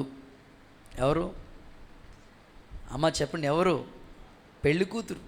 మరి ఈ రోజున పిల్లలు అడుగుతున్నాను, చాలామంది తల్లులు పిల్లలకి చదువు నేర్పిస్తున్నారు కానీ ఆ వంట వారి పనులు రావట్లేదు. పెళ్ళి కొడుకు అడ్జస్ట్ అయిపోతున్నాడు కాబట్టి మాట్లాడుతున్నాడు. వంట రాపోయినా పర్లేదులే, పని మనిషిని పెట్టుకుంటాను అన్నాడంట. నెక్స్ట్ క్వశ్చన్, నాకు బట్టలు ఉతకడం రాదు. మరి ఎందుకమ్మా నువ్వు? ఏంటంట? బట్టలు ఉతకడం కూడా రాదంట. పెళ్ళి కొడుకు అడ్జస్ట్ అన్నిటికీ తల వంచేస్తున్నాడు. బట్టలు ఉతకడం రాపోయినా పర్లేదులే కానీ వాషింగ్ మిషన్ ఉందలే అన్నాడంట. అయిపోయింది. ఆ తర్వాత మీరేంటి సీరియస్గా ఉన్నారు? మాకు అలాంటి కోడలు వస్తుందేమో కొంతమంది అభిప్రాయం. చేతుల పైకెత్తి ఒకసారి హల్లెలూయా చెప్పండి, గట్టిగా హల్లెలూయా చెప్పండి. ఏమీ రాదు నాకు, అయినా పర్వాలేదులే. పాపం ఆయన తగ్గించుకున్నాడు అన్నీ కూడా. ఇంకా అంటది ఫ్రీ బస్ ఎక్కడం కూడా రాదన్నదంట. ఏంటి బస్సు ఎక్కడం కూడా రాదు నీకు? కారు కొంటావా? ఆయన్ని ఆలోచించుకుని వద్దులేమ్మ నువ్వు మీ ఇంట్లోనే ఉండన్నాడంట ఆయన. దేవుడికి స్తోత్రం చెప్పండి. ఏంటో మరి కొంతమంది మనకు అర్థం కారు, కానీ దేవుడు ప్రతిఫలం మాత్రం చాలా అద్భుతంగా ఉంటుందండి. రూతుతో అదే చెప్తాడు, నువ్వు చేసినట్లుగానే నీకు ప్రతిఫలం. మీరు ఒకటే గుర్తుపెట్టుకోండి, నువ్వు చేసింది ఏది వృధాగా పోదు. దేవుని మందిరంలో కన్నీళ్ళు కాచావా? ఇంట్లో ఉపవాసం ఉండి ప్రార్థన చేసుకున్నావా? నీకు తగినట్లుగానే యోగ్యురాలు దేవుడు సిద్ధపరుస్తాడు, యోగ్యుల్ని సిద్ధపరుస్తాడు. బైబిల్ ఇలా రాస్తుందండి, క్రియలకు తగిన ప్రతిఫలం ఉంటుందంట మనకి. చూడండి 62వ కీర్తన 12వ వాక్యం చూడండి ఒకసారి. 62వ కీర్తన 12వ వాక్యం చూడండి ఒకసారి. ప్రభువా మనుషులందరికీ వారి వారి క్రియల చొప్పున. ఏంటంట? ప్రభువా మనుషులందరికీ వారి క్రియల చొప్పున నీవే ప్రతిఫలం. అంటే క్రియలకు ప్రతిఫలం ఉంటుంది. ఇప్పుడు కొంతమంది అనుకుంటారు, నేను ఎలా ఉన్నా పర్లేదండి, నా పిల్లలు మాత్రం బాగుండాలని. అలా అనుకోకండి అమ్మా, మీరున్నట్లే మీ పిల్లలు ఉంటారు. క్రియలకు ప్రతిఫలం. ఇప్పుడు యాకోబు మోసం చేశాడు, యాకోబు అబద్ధమాడాడు. యాకోబు 12 మంది కొడుకుల్లో 10 మంది కొడుకులు వచ్చి తండ్రి దగ్గర అదే అబద్ధం ఆడారు. క్రియలకు ప్రతిఫలం. హామాను ఉరి తీయాలని ప్లాన్ చేసుకున్నాడు. ఏ ఉరి తీయాలనుకున్నాడో అదే ఉరి కమ్మం మీద ఆయనే ఉరి తీయబడ్డాడు. కాబట్టి మనకి క్రియలు చాలా జాగ్రత్తగా ఉండాలి. మన క్రియలు, నీ ప్రార్థన దేవుడు అంగీకరిస్తాడు, అయితే నీ క్రియల్ని కూడా ఆయన లెక్క చేస్తున్నాడు. బెల్షాజర్ క్రియల్ని దేవుడు చూశాడంట, తూచాడంట, తక్కువగా కనబడ్డాడు. ఈరోజు నా ప్రార్థన, మన క్రియలు కూడా ప్రాముఖ్యమైనవే, క్రియలకు కూడా దేవుడు నీకు ప్రతిఫలం ఇచ్చునుగాక. ఒకసారి చేతులు ఊపుతూ ఒక్కసారి హల్లెలూయా అని చెప్పండి. నేను ఈ వర్తమానంలో ఒకటి భౌతిక విషయం గురించి మాట్లాడతాను, రెండవది ఆత్మీయ విషయం గురించి మాట్లాడతాను. ఇప్పుడు ఎన్ని విషయాలు చెప్పుకుంటూ వచ్చాను మీకు? 2. ఒకటి బలాన్ని ఇస్తాడు, అది దేనికి? శారీరక విషయం, బలం. ప్రతిఫలం ఆత్మీయ విషయాలు. ఓకే, ఒకటి అటు ఒకటి ఇటు. ఒకటి కొత్త నిబంధన, ఇది కూడా మాట్లాడరా మీరు, పాత నిబంధన. సో ఇటు ఆత్మీయ విషయం గురించి ఒక విషయం మాట్లాడతాను, శారీరక విషయంలో ఒక విషయం మాట్లాడతాను. ఓకే, మూడోది శారీరక విషయం గురించి మాట్లాడతాం. 127వ కీర్తన 3వ వచనం. 127వ కీర్తన 3వ వచనం. కంఠస్థ వాక్యం కదా ఇది మీకు. 127వ కీర్తన 3వ వచనం. యెహోవా అనుగ్రహించు స్వాస్థ్యము, గర్భఫలము ఆయనిచ్చు బహుమానమే. కుమారులు దేవుడు అనుగ్రహించు స్వాస్థ్యం, గర్భఫలం ఆయనిచ్చు చాలు. మూడవదిగా గర్భఫలం ఇస్తాడండి. గర్భఫలం ఆయన ఇచ్చి బహుమానమే చాలు. గర్భఫలం ఆయన ఇవ్వాలి. ఎన్ని మెడిసిన్స్ వాడినా, ఎన్ని డాక్టర్లను సంప్రదించినా దేవుడు ఇస్తే కానీ అనుగ్రహం దొరకదు. అదే ప్రభు ఇక్కడ మాట్లాడుతుంది, గర్భఫలం ఆయన ఇచ్చి బహుమానం. ఇది శారీరక అవసరత, కుటుంబ వ్యవస్థ కొరకు. మరి దేవుని బిడ్డలు చాలామంది కుటుంబాల్లో మొన్న నెలలో కూడా వాళ్ళకి అబ్బాయి కొరకు ప్రార్థన చేసుకుంటే ఆ అబ్బాయిని ఇచ్చారట. దేవుడు చాలామంది కుటుంబాల్లో గర్భఫలం విషయంలో జ్ఞాపకం చేసుకున్నాడు. ఇదిగో ఇక్కడ కూడా ప్రభు నీతో చెప్తాడు, గర్భఫలం ఆయన ఇచ్చు బహుమానం, ఆయన ఇవ్వాలి. అది బైబిల్లో కొన్ని సందర్భాలు చెప్తాను చూడండి. బైబిల్లో మీరు చూడగలిగితే హన్నా అనండి, దేవుని సన్నిధానికి వెళ్ళి ఏమని అడిగింది చెప్ప, ఒక్క మగపిల్లోడిని ఇవ్వండి ప్రభు, ఒక్కడినివ్వండి నాయన, నా నింద కొట్టివేయండి, అవమానాన్ని కొట్టివేయండి. దేవుడు ఒక్కడిని అడిగితే 5 బిడ్డలు ఇచ్చాడు దేవుడు ఆమెకి. ఆ ఒక్కడిని ప్రభు సేవకి ఇచ్చేసింది ఆ తల్లి.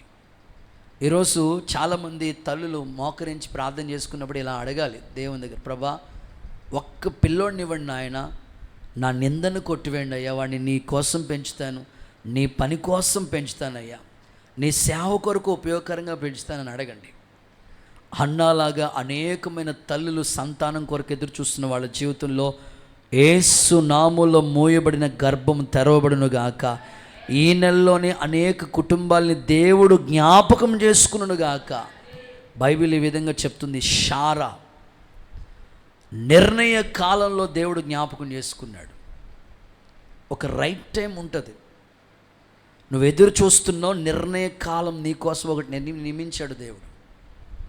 బైబిల్లో జకర్యా, ఎలిజబెత్ వాళ్ళు రోజు వంతు ప్రకారం దేవాలయానికి వచ్చి ప్రార్థన చేసుకుని వెళ్తున్నారు. అద్భుతం, దేవుడు జ్ఞాపకం చేసుకున్నాడంట. ఆ మాట ఒకసారి చదువుదామా? లూకా సువార్త మొట్టమొదటి అధ్యాయం 13వ వాక్యం చూడండి.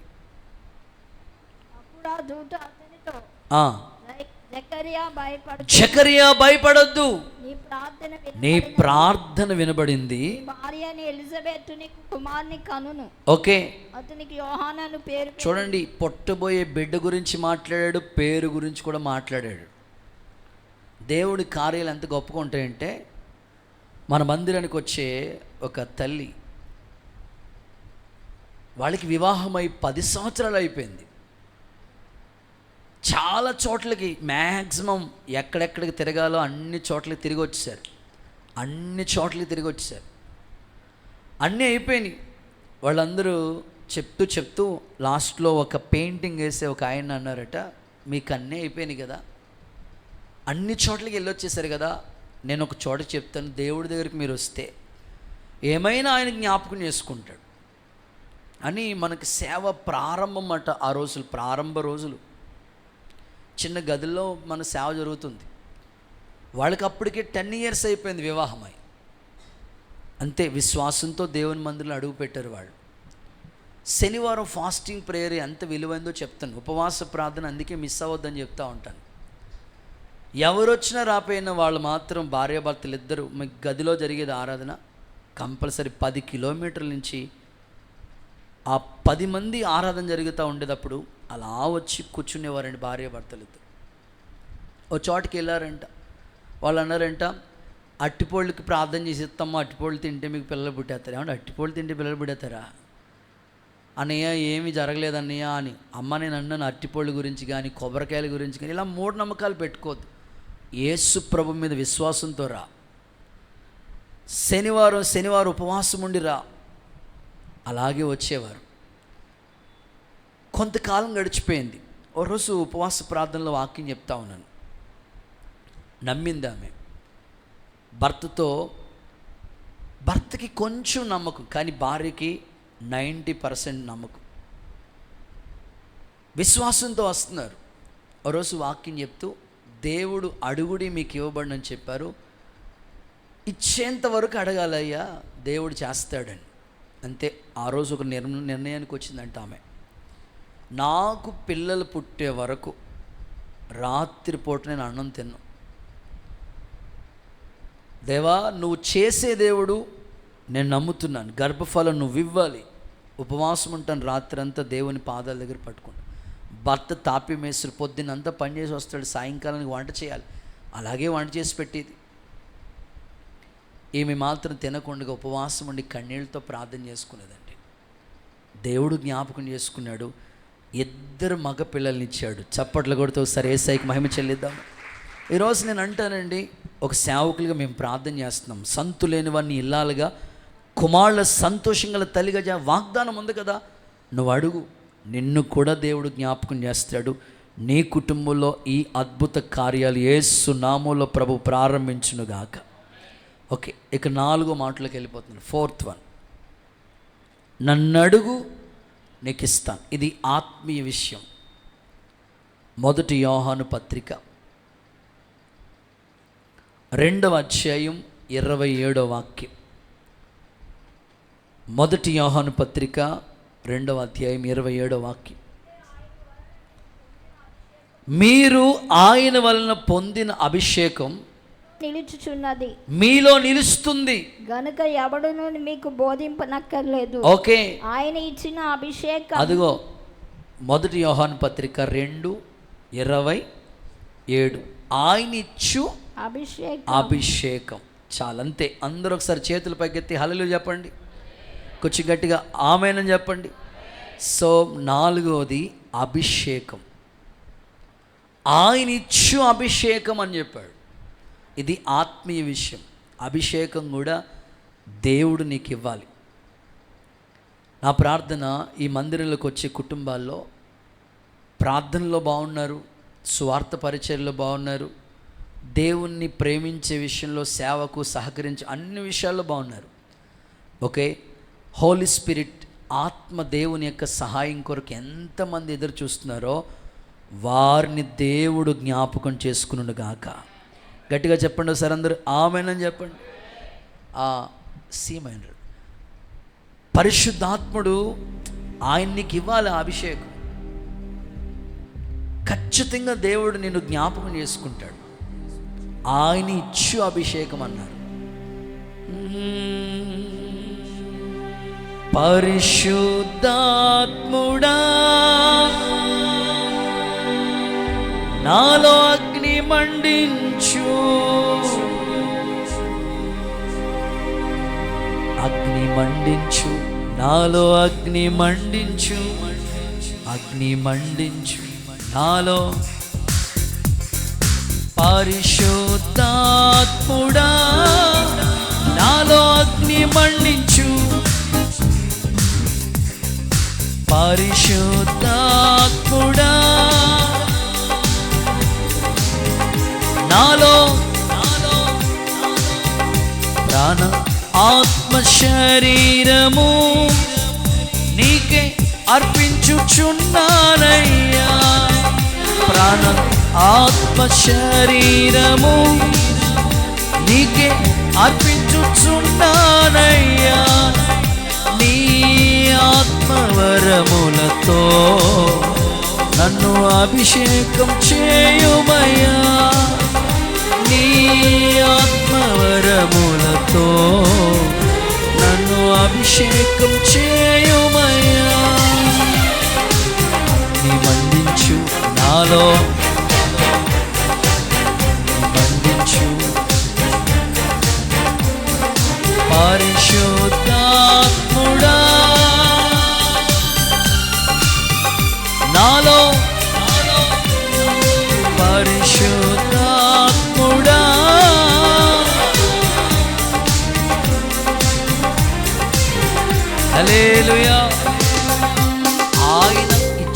అభిషేకం. నా ప్రార్థన బాలురు మీద, చంటి బిడ్డల మీద, యవనస్తుల మీద, వృద్ధాప్యంలో ఉన్న వాళ్ళ మీద కూడా. బైబిల్ చెప్తుంది వారు కళ్ళకు అంటారు, దర్శనాలు చూస్తారు, వారు ప్రవచిస్తారు. ఈ చివరి దినాల్లో, అంత్య దినాల్లో సర్వజనులందరి మీద నా ఆత్మను కుమ్మరిస్తానని చెప్పాడు. అడుగు వారికి ఎంతో నిశ్చయంగా నా ఆత్మనిస్తానని చెప్పాడు. అభిషేకం అనేది ఆయన ఇవ్వాలి. ప్రతి వారి మీద దేవుని అభిషేకం నిలిచి ఉండునుగాక. విశ్వాసంతో చెప్పండి ఆమేనండి. బైబిల్లో ఈ మాట చదవండి ఒకసారి. కొరింథీయులకు రాసిన 2వ పత్రిక 1వ అధ్యాయం 21వ వాక్యం. మీతో కూడా క్రీస్తునందు నిలిచి ఉండునట్లుగా మిమ్మల్ని స్థిరపరిచి అభిషేకించేవాడు దేవుడే. అంటే ఒక వ్యక్తికి అభిషేకం ఇచ్చేది దేవుడే. బీదలకు సువార్త ప్రకటించడానికి దేవుడు నన్ను అభిషేకించాడు అంటాడు. అంటే నీలో నిజంగా పరిశుద్ధాత్మ క్రియ జరిగితే నువ్వు మౌనంగా ఉండలేవు. ఎవరో ఒకరికి సువార్త చెప్తూనే ఉంటావు. నేను నిజంగా చెప్తానండి, ఒక వ్యక్తిలో పరిశుద్ధాత్మ అభిషేకం పనిచేస్తే వాళ్ళు ఖచ్చితంగా సువార్త ప్రకటిస్తూనే ఉంటారు. కూర్చున్నా, ఆటో ఎక్కినా, నలుగురితో మాట్లాడుతున్నా మౌనంగా ఉండలేరు. వాళ్ళు ప్రభు గురించి చెప్తూనే ఉంటారు. ఎందుకంటే వాళ్ళలో పనిచేసే ఆ అభిషేకం అలాగా సువార్త పనికి వాడుకుంటూ ఉంటుంది. చాలామందిని నేను చూశానండి. ఒక తల్లి, సంతోషమ్మ అనే ఒక తల్లి ఇప్పటికీ ఉన్నారు. మేము చిన్నప్పుడు, అప్పుడు మేము విశ్వాసులుగా ఉండేవాళ్ళం. ఇప్పటికీనండి రోజు గ్రామాలు తిరుగుతూనే ఉంటుంది. ఎలా ఉందరా బాబు ఈ తల్లికి, ఎంతో ఓపిక ఎవరిచ్చారు నాయన అంటే వాళ్ళలో ఉన్న ఆ అభిషేకం చెప్పకుండా ఉండేవద్దు మాట. మీరు కూడా సువార్త ప్రకటించాలనే ఆ భారం ఎలా వచ్చిందంటే మీకు మీ లోపల పనిచేసే దేవుని ఆత్మకార్యం. అది ఒక భాషలే కాదు.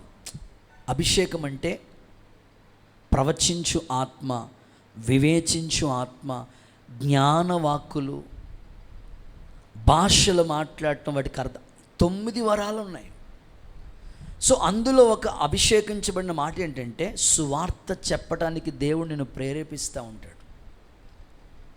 ఎవరొకరికి ప్రభు గురించి చెప్పాలి, వాళ్ళని దేవుళ్ళలోకి నడిపించి ఈ భారం, ఈ మంట లోపల పరిశుద్ధాత్మని కలిగి చేస్తూ ఉంటాడు. ఏ విధము చేతనైనా సరే మీ ద్వారా కొన్ని ఆత్మలు రక్షింపబడునుగాక. పేదలకు సువార్త ప్రకటించే భారం దేవుడు నీకు ఇచ్చునుగాక. రైట్, ముందుకు వెళ్ళిపోతాను. 5వ మాట, ఇది భౌతిక విషయం. ఆదికాండం 28వ అధ్యాయం 13వ వాక్యం. మరియు యెహోవా దానికి పైగా నిలిచి, నేను నీ తండ్రి అయిన అబ్రహాం దేవుడను, ఇస్సాకు దేవుడను యెహోవాను, నీవు పొందుకొని ఈ భూమిని నీకును నీ సంతానానికి ఇస్తాను. ఒకసారి అందరూ ఆమేన్ చెప్పండి. 5వది భూమిని ఇస్తాడు అనండి. మీ పక్క వాళ్ళకి షేక్ అండి చెప్పండి. ఈ మాట రాసుకుందరు కానీ భూమిని ఇస్తాడు. నిజమేనండి బాబు, అదే అనుకున్నాను. 2 సెంట్లు కూడా లేదు నాకు, అద్దెంట్లో ఉన్నాను. అడుగు పెట్టు ప్రతి స్థలం నీకు ఇస్తాను. అలాగని పార్లమెంట్లో అడుగుపెట్టి నాకు ఇవ్వండి అంటే కుదరదు. భూమిని నీకు ఇస్తాడు. నీకు రావాల్సిన ఆస్తి విషయంలో నీకే దేవుడు ఇస్తాడు. ఖచ్చితంగా ఇస్తాడు దేవుడు. దీంట్లో ఎగ్జాంపుల్ ఎవరంటే మెఫీబోషెత్ కదా. కుంటోడు, ఏమీ లేదు అతనికి, నడవలేడు. కానీ నీ పితరుల ఆస్తి ఉందే, సౌలు భూమి, నీకు మరలా ఇచ్చేదనని దేవుడు ఆ దావీదు ద్వారా అలా ఉపకారం చేపించాడు. ఖచ్చితంగా ఇస్తాడు దేవుడు. నీకు ఆర్థిక విషయాల్లో నీ భూమి, నీకు రావాల్సిన నీ వాటా. ఇలా అర్థమవుతుంది నీకు చెప్పాలంటే, నీ వాటా. గట్టిగా హల్లెలూయా చెప్పండి. ఏమోనండి మా అత్తగారు తాళాలు నాకు ఇవ్వట్లేదండి, ఏమండి బాబు అంతా చిన్న కొడుకు రాసేసేటట్టు ఉందండి, పెద్ద కొడుకు అండి మా భర్త. ఇలా అనుకోవద్దు. నీకు రావలసిన ఆస్తి విషయంలో, భూమి విషయంలో దేవుడు నీకే ఇస్తాడు. విశ్వాసంతో చెప్తున్నాను, ఆమెను అనుకోండి. ఒకసారి మన మందిరానికి వచ్చే ఒక అక్క వాళ్ళ పిల్లల చదువు కోసమని కిమ్స్ హాస్పిటల్లో ఎంబీబీఎస్ చదువుతుంది వాళ్ళ పిల్లలు. ఇద్దరు కూతుర్ని కూడా చదివించేది. కరోనా టైంలో భర్త చనిపోయాడు. అయితే చనిపోయే ముందు ఆ భర్త ఒక స్థలం కొన్నాడు, దాంట్లో ఇల్లు కట్టాడు. అమ్మ అంటే ప్రేమను బట్టి అమ్మ పేరును రాశాడనమాట. డాక్యుమెంట్స్ అన్నీ కూడా అమ్మ పేరును ఉన్నాయి. కరోనా టైంలో చనిపోయాడు. ఇప్పుడు అమ్మ పేరును ఉంది కాబట్టి కొన్నది వీళ్ళ భర్తే, కట్టింది వీళ్ళ భర్తే. కానీ వీళ్ళ తమ్ముడు అంటే మరిది గారు, ఇదిగో అమ్మ పేరును ఉంది కాబట్టి నాకు వస్తుంది. ఇద్దరు కొడుకులు మాట. అమ్మ పేరును ఉంది కాబట్టి నాకు వస్తుంది. పాపము ఆ ఇద్దరు పిల్లలు కూడా కిమ్స్లో చదువుకునేవాళ్ళు. వాళ్ళ అమ్మ, ముగ్గురు కూడా ఈ కాలనీలో అద్దెకుండి మన మందిరానికి వచ్చేవారు అన్నమాట. చెప్తా ఉండేవారు, అయ్యగారు అది మా భర్త చాలా ప్రేమతో కష్టంతో అది కొనుక్కున్న స్థలం. అది కష్టపడి నిద్ర లేకుండా ఆ ఇల్లు కట్టే విషయంలో చాలా కృషి చేశాడు. మా పిల్లలు ఒకటే అడుగుతున్నారయ్యా, వీళ్ళకి చదివించే విషయంలో ఎంతో దేవుడు సహాయం చేశాడు, వీళ్ళకంటూ ఏదో ఆధారం ఉండాలి కదా. ఈ ఇళ్ళ స్థలము, ఈ భూమి లేదా ఈ యొక్క ఇల్లు, మా మరిది కూడా దీన్ని కబ్జా చేయాలని గ్రామ పెద్దలు తీసుకొచ్చి రకరకాలు చేస్తున్నాడు, మాకు దేవుడే న్యాయం చేయాలి. మేము ఏం చేస్తామంటే, ఓ రోజు ఫాస్టింగ్ ప్రేయర్ పెడతామమ్మా మీ ఇంట్లో అని 10 మంది వెళ్ళి వాళ్ళ ఇంట్లో అద్దింట్లో ఉంటే కాలనీలో ప్రేయర్ పెట్టొచ్చాం. దేవుడు మహాకృప అని చెప్పాలన్నమాట. నిజంగా ఎంత కఠినుడు అంటే, నాకు ఉంది వాటా అని అంత రివర్స్గా మాట్లాడిన వ్యక్తి హృదయం కరిగి, సర్లే వదినమ్మ, ఇద్దరు ఆడపిల్లలతో ఉన్నా కదా, ఇది అయినా అన్నీ సంపాదించాడు కదా, నీదే అమ్మ పేరునున్నా నాకేం వద్దులే అనుకుని ఆ ఇద్దరు పిల్లల పేరును రాసేసాడంట. గట్టిగా చప్పలు కొడుతూ సరే ఏసైకి మహిమ చెల్లిద్దామా.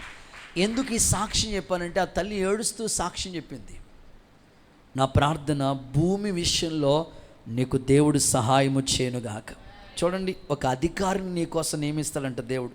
రాజుల 2వ పుస్తకం 8వ అధ్యాయం 6వ వాక్యం చూడండి ఒకసారి. రాజు ఆ స్త్రీని అడిగినప్పుడు ఆమె అతనితో సంగతి తెలియచెప్పాను. కాబట్టి రాజు ఆమె పక్షంగా ఒక అధిపతిని నియమించి ఆమె సొత్తు యావత్తు ఆమె దేశం విడిచినప్పటి నుండి నేటి వరకు భూమి ఫలించిన పంట భూమి యావత్తు ఆమెకు మరలా ఇప్పించాడు. విశ్వాసంతో అందరూ సరే ఆమెను చెప్పండి. నీకు ఆర్థిక విషయాల్లో కూడా, నీ పంట విషయాల్లో కూడా, కొంతమంది అనుకోవచ్చు, అన్నయ్య నాకు భూమి ఉంది కానీ పంట పండట్లేదు. పంట విషయంలో కూడా దేవుడు సహాయం చేస్తాడు. కొంతమంది అంటుంటారు, భూమి ఉంది కదా అన్నయ్య, ఇల్లు కట్టలేదు. నీకు నివాస స్థలాలు ఇస్తానని చెప్పాడు జకర్యా గ్రంథంలో. అన్ని విధాలుగా ఇది భౌతిక విషయం. నా ప్రార్థన, నీకు భూమి విషయంలో దేవుడు ఖచ్చితంగా ఉపకారం చేయనుగాక. ఇక్కడ ఈమె ఎవరో తెలుసా? గన్రాలైన స్త్రీ. సేవకుడి కోసం ఒక గది కట్టించింది, ఇంటి పైన అన్నీ రెడీ చేసి సేవకి ఎన్నో విధాలుగా సపోర్ట్ చేసింది. కానీ ఆమె భూమి విషయంలో ఇబ్బంది పడుతుంది. దేవుడు అంటే ఆమె కోసం ఒక అధిపతిని నియమించి ఆమె భూమి, ఆమె పంట మరలా ఇప్పించాడంట. నా ప్రార్థన, ఇక్కడ మందిరంలో ఎంతమందికి ఆస్తి విషయాల్లో, ఇల్లు విషయాల్లో, భౌతికంగా రావాల్సిన వాళ్ళ ప్రాపర్టీ గురించి వెయిట్ చేస్తున్నారో, ఒకవేళ డాక్యుమెంట్స్ ఎక్కడో ఉన్నాయన్నా, ఏం చేయాలో మాకు అర్థం కావట్లేదన్నయ్య, మాకు రానివ్వట్లేదన్నయ్య, మమ్మల్ని ఇంట్లో ఉండనివ్వట్లేదన్నయ్య అని కలవరాల మధ్యలో ఉన్న వాళ్ళతో దేవుడు మాట్లాడుతున్నాడు. యేసు నామములో నీ కొరకు ఒక అధిపతిని దేవుడు నియమించునుగాక, నీ భూమి మరలా నీకు అనుగ్రహించబడునుగాక. రైట్, ఇక 6-7 మాటలు రెఫరెన్స్లు ఇచ్చి ముగిచ్చేస్తాను.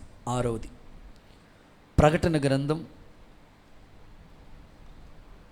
22వ అధ్యాయం, ప్రకటన గ్రంథం 2వ అధ్యాయం 26-27 వాక్యాలు.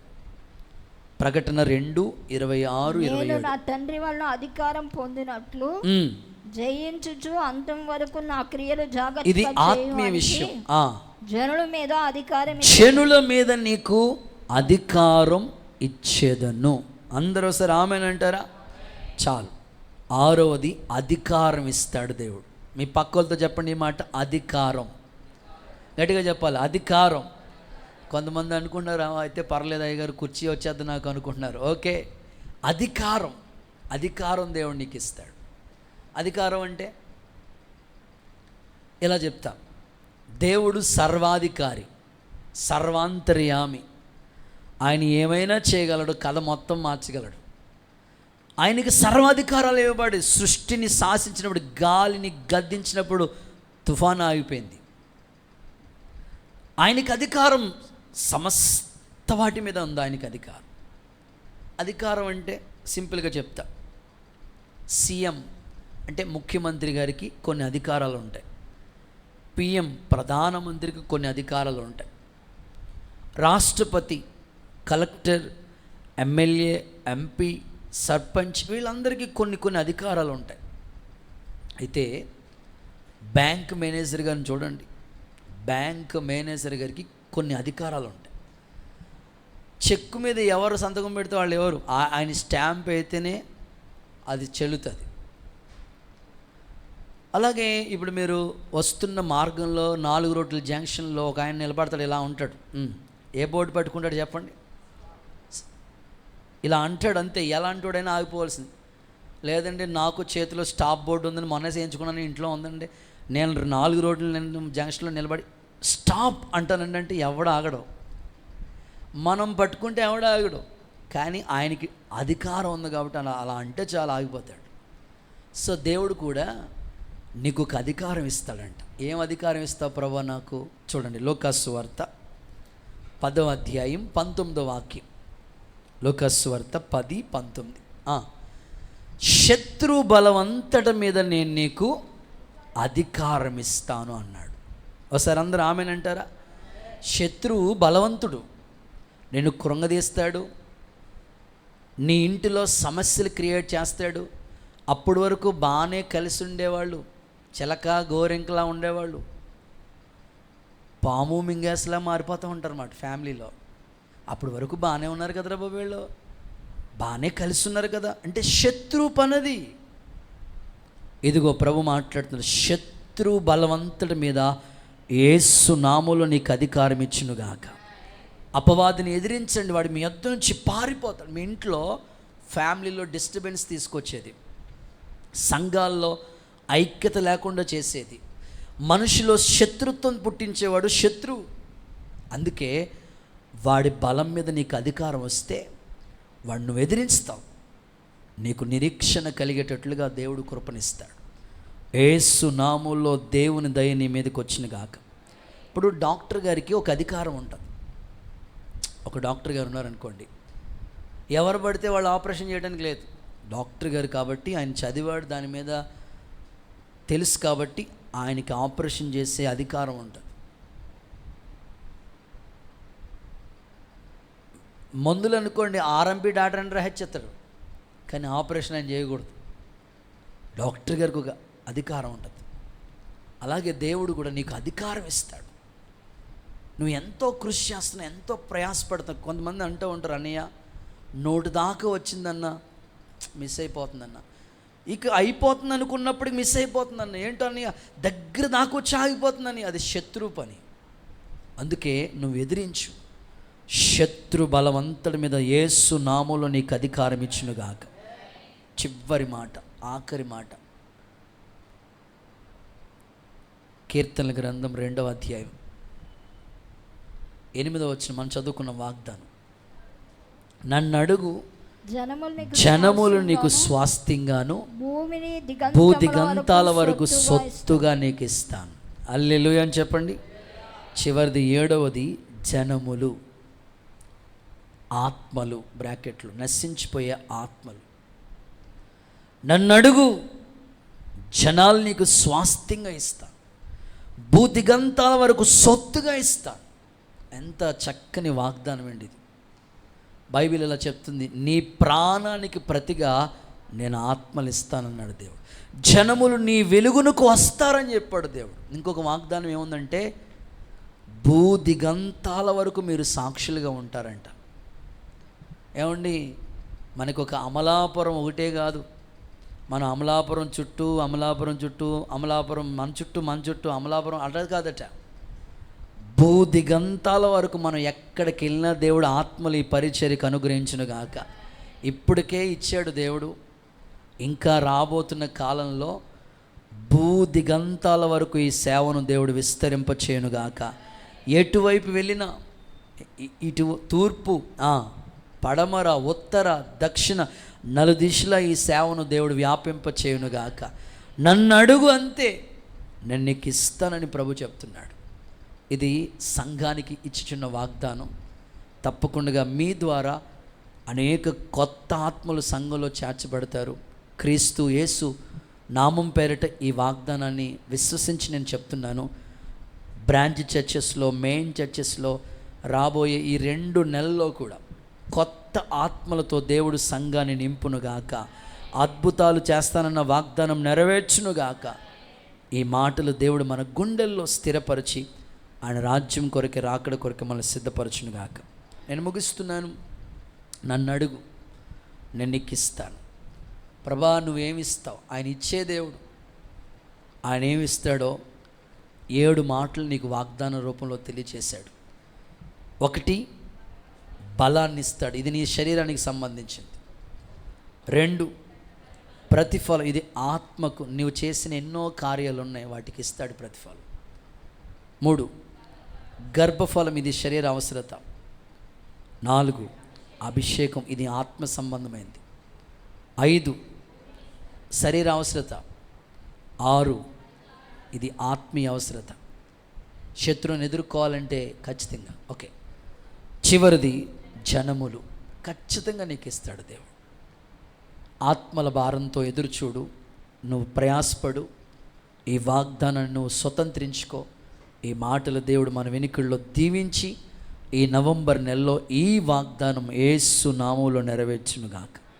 అందరూ అలాగే లేచిన పడదాం, చిన్న ప్రార్థన చేసుకుని ఈ ఆరాధన కూడికను మనం ముగించుకోబోతున్నాం. ప్రభు మనకిచ్చిన ఈ వర్తమానం కొరకు, ఈ వాగ్దాన సందేశం కొరకే 2 చేతులు అలాగే ఆకాశం వైపు చాపి చెప్పండి. అందరూ చెప్పండి, స్తోత్రం. మౌనంగా ఉండొద్దు, విశ్వాసంతో చెప్పండి. నన్ను అడుగు, నన్ను అడుగు, నేను నీకు ఇచ్చేదను. హల్లెలూయా, హల్లెలూయా. ఈ వాగ్దానాన్ని ప్రభు నెరవేర్చినట్లుగా 2 చేతులు అలా అల్లాడిస్తూ చెప్పండి అందరూ, స్తోత్రం.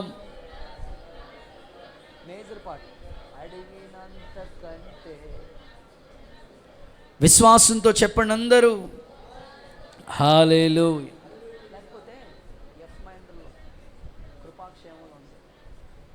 విశ్వాసంతో చెప్పండి అందరూ, నన్ను అడుగు, నీకు ఇచ్చేదను. హల్లెలూయా. ప్రభు మనకిచ్చుచున్న ఆ మాటలన్నిటిని బట్టి, ఈ కార్యాలన్నిటిని బట్టి 2 చేతులు అలా అల్లాడిస్తూ చెప్పండి అందరూ, స్తోత్రం, స్తోత్రం. ప్రార్థన చేసుకోండి. ఈ 7 మాటలు తలంచి అడగండి. ప్రభువా, నాకు ప్రతిఫలం ఇవ్వండి, నాకు బలాన్ని ఇవ్వండి, నాకు అధికారాన్ని ఇవ్వండి, నాకు అభిషేకాన్ని ఇవ్వండి. యేసయ్యా, నాకు జనాల్ని ఇవ్వండి, గర్భఫలం ఇవ్వండి. చేతులు పైకెత్తి ఒక్క నిమిషం ఆగకుండా ప్రార్థన చేసుకోండి. అటు ఇటు చూడొద్దు. ఇది మీరు ప్రార్థన చేసుకునే సమయం. మీ స్వరం వినబడాలి దేవుడికి.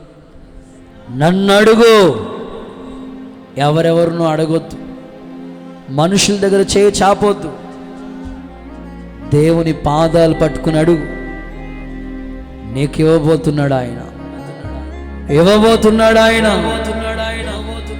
హల్లెలూయా, హల్లెలూయా, హల్లెలూయా.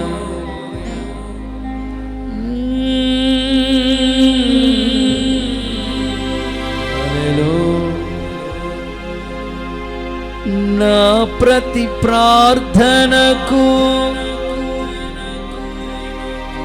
నీవిచ్చిన ఈవులే లెక్కకు మించిన దీవెనలైనా అడుగులు తడబడక నడిపినది నీ దివ్యవాక్యం. కడలిని మించిన విశ్వాసముని విజయము చేకూర్చెను.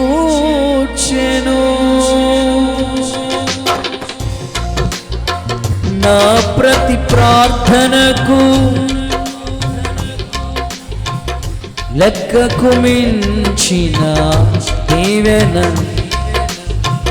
అడుగులు నిలిపినది.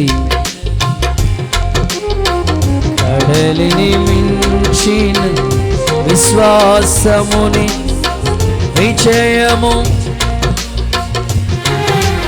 నీ వాక్యమే బలపరచెను నన్ను.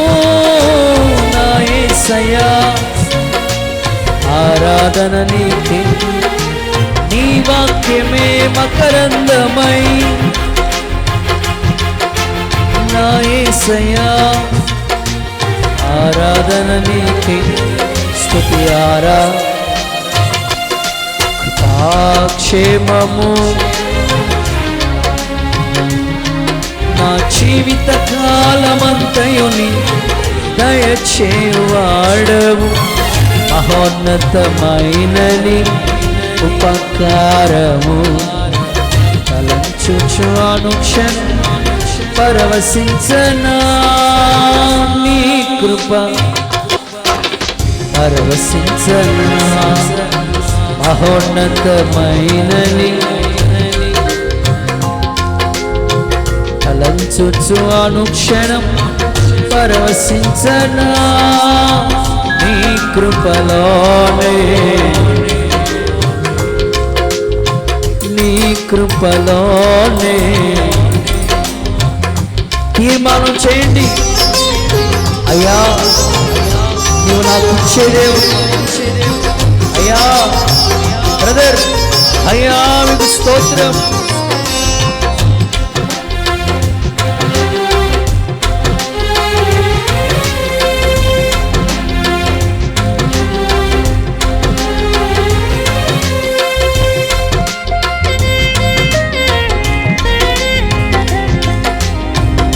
దేవుడు నీకు ఇవ్వబోతున్నాడు.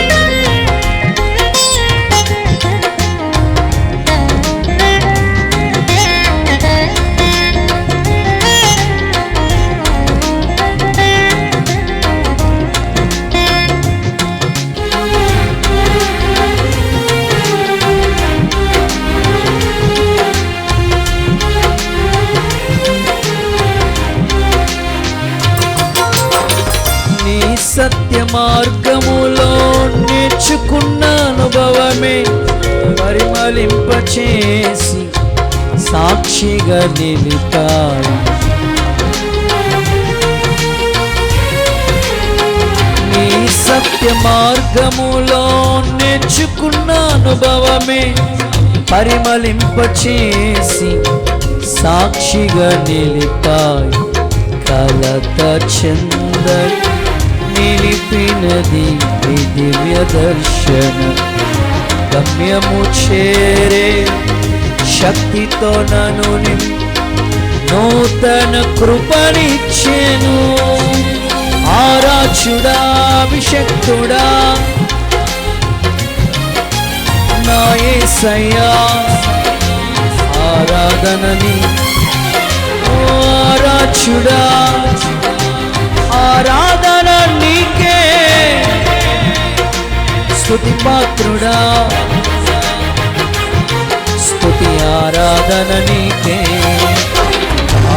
క్షేమము శాశ్వత నా జీవిత కాలమంతయుని దయచేయు. మహోన్నతమైనని ఉపకారములు తలంచుచు అనుక్షణం పరవశించనా నీ కృపలోనే. పరవశించనా నీ కృపలోనే. నీ కృపలోనే ఆరాధ్యుడా అభిషక్తుడా నీకివ్వబోతున్నాడు ఆయన. నన్ను అడుగు నీకిచ్చదను. ఆరాధ్యుడా అభిషక్తుడా నన్ను అడుగు నీకిచ్చదను. యేసయ్యా క్రీస్తు యేసు మహిమలో మా ప్రతి అవసరత తీర్చయ్యా.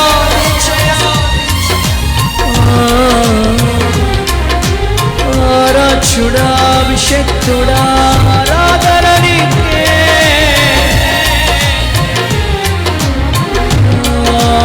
ఆరాధన నీకే స్తుతి ఆరాధన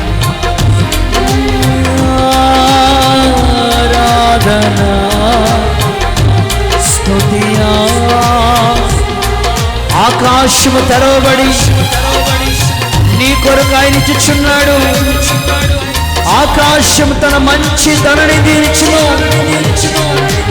ఆయన నీ అవసరతలన్నీ తీర్చబోతున్నాడు. ఆరాధన నీకే అభిషేకం ఇస్తున్నాడు. నీ పెదవుల మీద దయారసం, నీ పెదవుల మీద దయారసం. నీ బాలరాబాందర బలరమాందర బలమాన కథురా ఇప్పుడే నీ నోరు బాగా తెరు. నీ తల మీద దేవుని దయా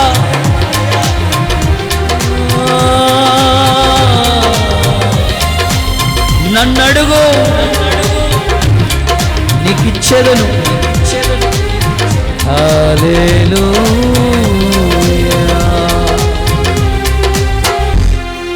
దేవుడు ఈ నవంబర్ నెలలో ఈ వాగ్దానం మన పట్ల నెరవేర్చినట్లు చేతులెత్తి స్తోత్రాలు చెల్లిద్దాం.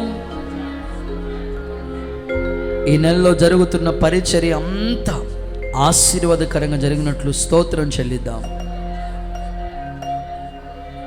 త్రియేక దేవునికి స్తోత్రం చెల్లిద్దాం. ప్రార్థన చేసుకుందాం. మహాగణుడైన యేసయ్యా నీ పరిశుద్ధ నామానికి వందనాలు, కృతజ్ఞతలు, స్తోత్రాలు చెల్లిస్తున్నాం తండ్రి. ఇంతవరకు మీ దాసుని నిలబెట్టుకుని వాక్యం ద్వారా మాట్లాడినందుకు స్తోత్రాలు అయ్యా. నన్ను అడుగుము నేను నీకు ఇచ్చేదనని ఈ నవంబర్ నెలలో మీరు మాకు వాగ్దానం చేశారు తండ్రి. మీకు స్తోత్రాలు ప్రభువా. ఏమి ఇస్తావో నాయన అయ్యా మీరు మాట్లాడినందుకు వందనాలు తండ్రి. అయ్యా బలం ఇస్తానని తెలియపరిచారు దేవా, నీకు స్తోత్రము నాయన. ఇదిగో ఎంతమంది వారి శరీరాల్లో బలహీనులై బలము లేకుండా ఉన్నారు, వారందరినీ యేసు నామంలో బలపరచమని ప్రార్థిస్తూ ఉన్నాను తండ్రి. మీకు స్తోత్రాలు అయ్యా. అలాగుననే యేసయ్యా మీకు స్తోత్రాలు నాయన. కాలేబుకి ప్రభువా అయ్యా నా తండ్రి మోషే పిలిచినప్పుడు ఎంత బలం ఉందో ఇప్పుడు కూడా అంతే బలం ఉందని ఎలా తెలియపరిచాడో ప్రభువా, దినదినము వారి శరీరాలను మీరు బలపరచండి, ఎముకలను మీరు బలపరచండి, నరాలను మీరు బలపరచండి, కండరాలను మీరు బలపరచండి నాయన. అయ్యా నీకు స్తోత్రం. సర్వ శరీరానికి ఆరోగ్యం ఇస్తానన్న ఆ వాగ్దానం నెరవేర్చి మా బిడ్డలందరినీ శరీర విషయంలో బలవంతులుగా చేయండి తండ్రి. మీకు వందనాలు. అలాగే నాయన ప్రతిఫలం ఇస్తానని తెలియపరిచారయ్యా. నిశ్చయంగా నీ బిడ్డలు చేసిన దానికి నువ్వు ప్రతిఫలం ఇస్తావు. మనస్ఫూర్తిగా అది దేవునికి చేస్తున్నామని ఎవరైతే చేస్తారో ప్రభువా అయ్యా వారికి నువ్వు ఖచ్చితంగా ప్రతిఫలం ఇస్తానని తెలియపరిచారు. అలాగే ప్రార్థనకి ప్రతిఫలం ఇస్తానని మాట ఇచ్చారు దేవా. అయ్యా నీకు స్తోత్రములు నాయన. నీవు నిశ్చయముగా నాయన క్రియలకు తగిన ఫలాన్ని కూడా ఇస్తానని తెలియపరిచారయ్యా. నీ బిడ్డలు చేసుకునే దానికి ఖచ్చితంగా ఫలాన్ని పొందుకుంటారని అయ్యా మీరు మాట్లాడినందుకు స్తోత్రం అయ్యా. అలాగే నాయన గర్భఫలం లేని వారికి నిశ్చయముగా గర్భఫలం ఇస్తానని మీరు తెలియపరిచినందుకు వందనాలు నాయన. అయ్యా గర్భఫలం అనేది మీరు ఒక్కరు మాత్రమే ఇవ్వగలరు ప్రభువా. అయ్యా ఎంతమంది గర్భఫలం కొరకు ఎదురు చూస్తున్నారో వారందరికీ గర్భఫలం మీరు అనుగ్రహించమని ప్రార్థిస్తా ఉన్నాం యేసయ్యా. మీకు స్తోత్రాలు నాయన. అలాగే నా తండ్రి అభిషేకం ఇస్తానని తెలియపరిచారయ్యా. అయ్యా ప్రతి ఒక్కరిలో నాయన నిశ్చయముగా అభిషేకము పొందుకోవడానికి సహాయం చేయండి నాయన. మీరు మా బిడ్డలందరికీ అభిషేకముని ఇవ్వండి ప్రభువా. ఎవరిలో అయితే అభిషేకం ఉంటుందో వాళ్ళు ధైర్యంగా నీ మాటలు నిన్ను గురించి ప్రకటించగలుగుతారయ్యా. అలాగే నీ బిడ్డలందరినీ అభిషేకంతో నింపని దైవమా. అలాగే యేసయ్యా మీకు స్తోత్రాలయ్యా. భూమిని ఇస్తానని తెలియపరిచారు తండ్రి, మీకు వందనాలు. ఎంతమంది అయితే వారికి రావాల్సిన ఆస్తి విషయంలో ఎదురు చూస్తున్నారో వారికి రావాల్సిన భూమిని, వారికి రావాల్సిన పంటను వారి చేతికి మీరు ఇవ్వమని ప్రార్థిస్తున్నాం తండ్రి, మీకు వందనాలు. అలాగే జనములను ఇస్తానని మీరు తెలియపరిచారయ్యా. నిశ్చయముగా మా బిడ్డలందరికీ కూడా అయ్యా నా తండ్రి నాయన అడిగితే నిశ్చయంగా వారిని బట్టి అనేకులని సన్నిధికి నడిపించాలి ప్రభువా. అలాగే వారి చేతికి జనములను అప్పగించండి. ప్రాణానికి ప్రతిగా ఆత్మను ఇస్తానని తెలియపరిచిన దేవా, యేసు నామములో బిడ్డలందరికీ అయా నాయన జనాలను అప్పగించండి. అలాగే అధికారం ఇస్తానని తెలియపరిచారయ్యా. శత్రువు బలవంతుడి మీద మాకు మీరు అధికారం ఇస్తానని వాగ్దానం చేశారు కనుక శత్రువు అయిన సాతానుపై నిశ్చయముగా అయ్యా యేసు నామములో అధికారం దయచేయమని ప్రార్థిస్తున్నాను. అయ్యా విత్తబడిన వాక్కులు నీ బిడ్డలందరి హృదయాలలో ఫలభరితంగా మార్చండి. అయ్యా వాక్యమును హత్తుకొని అలా వెంబడించడానికి సహాయం చేయండి. వాక్యానుసారంగా నీ బిడ్డల జీవితాలు మరచమని ప్రార్థిస్తున్నా. నిశ్చయముగా ఈ నెలలో ఇచ్చిన వాగ్దానం నన్ను అడుగు నేను నీకు ఇచ్చేది నన్న వాగ్దానం బిడ్డలందరూ స్వతంత్రించుకున్నట్లు సహాయం చేయండి. ఈ రాత్రి జరిగే శుద్ధీకరణ కుడిక కొరకు బిడ్డలందరినీ సిద్ధపరచండి. అయ్యా రేపటి దినం పవిత్రమైన బల్లకు యోగ్యులుగా సిద్ధపరిచి బలపరచమని యేసయ్య నామములో ప్రార్థించి వేడుకొంచున్నాం తండ్రి, ఆమేన్. ఆమేన్. ఒక్క నిమిషం అలాగే నిలబడి ఉండండి. చిన్న కేక్ కటింగ్ కార్యక్రమం ఉంది. సహోదరులు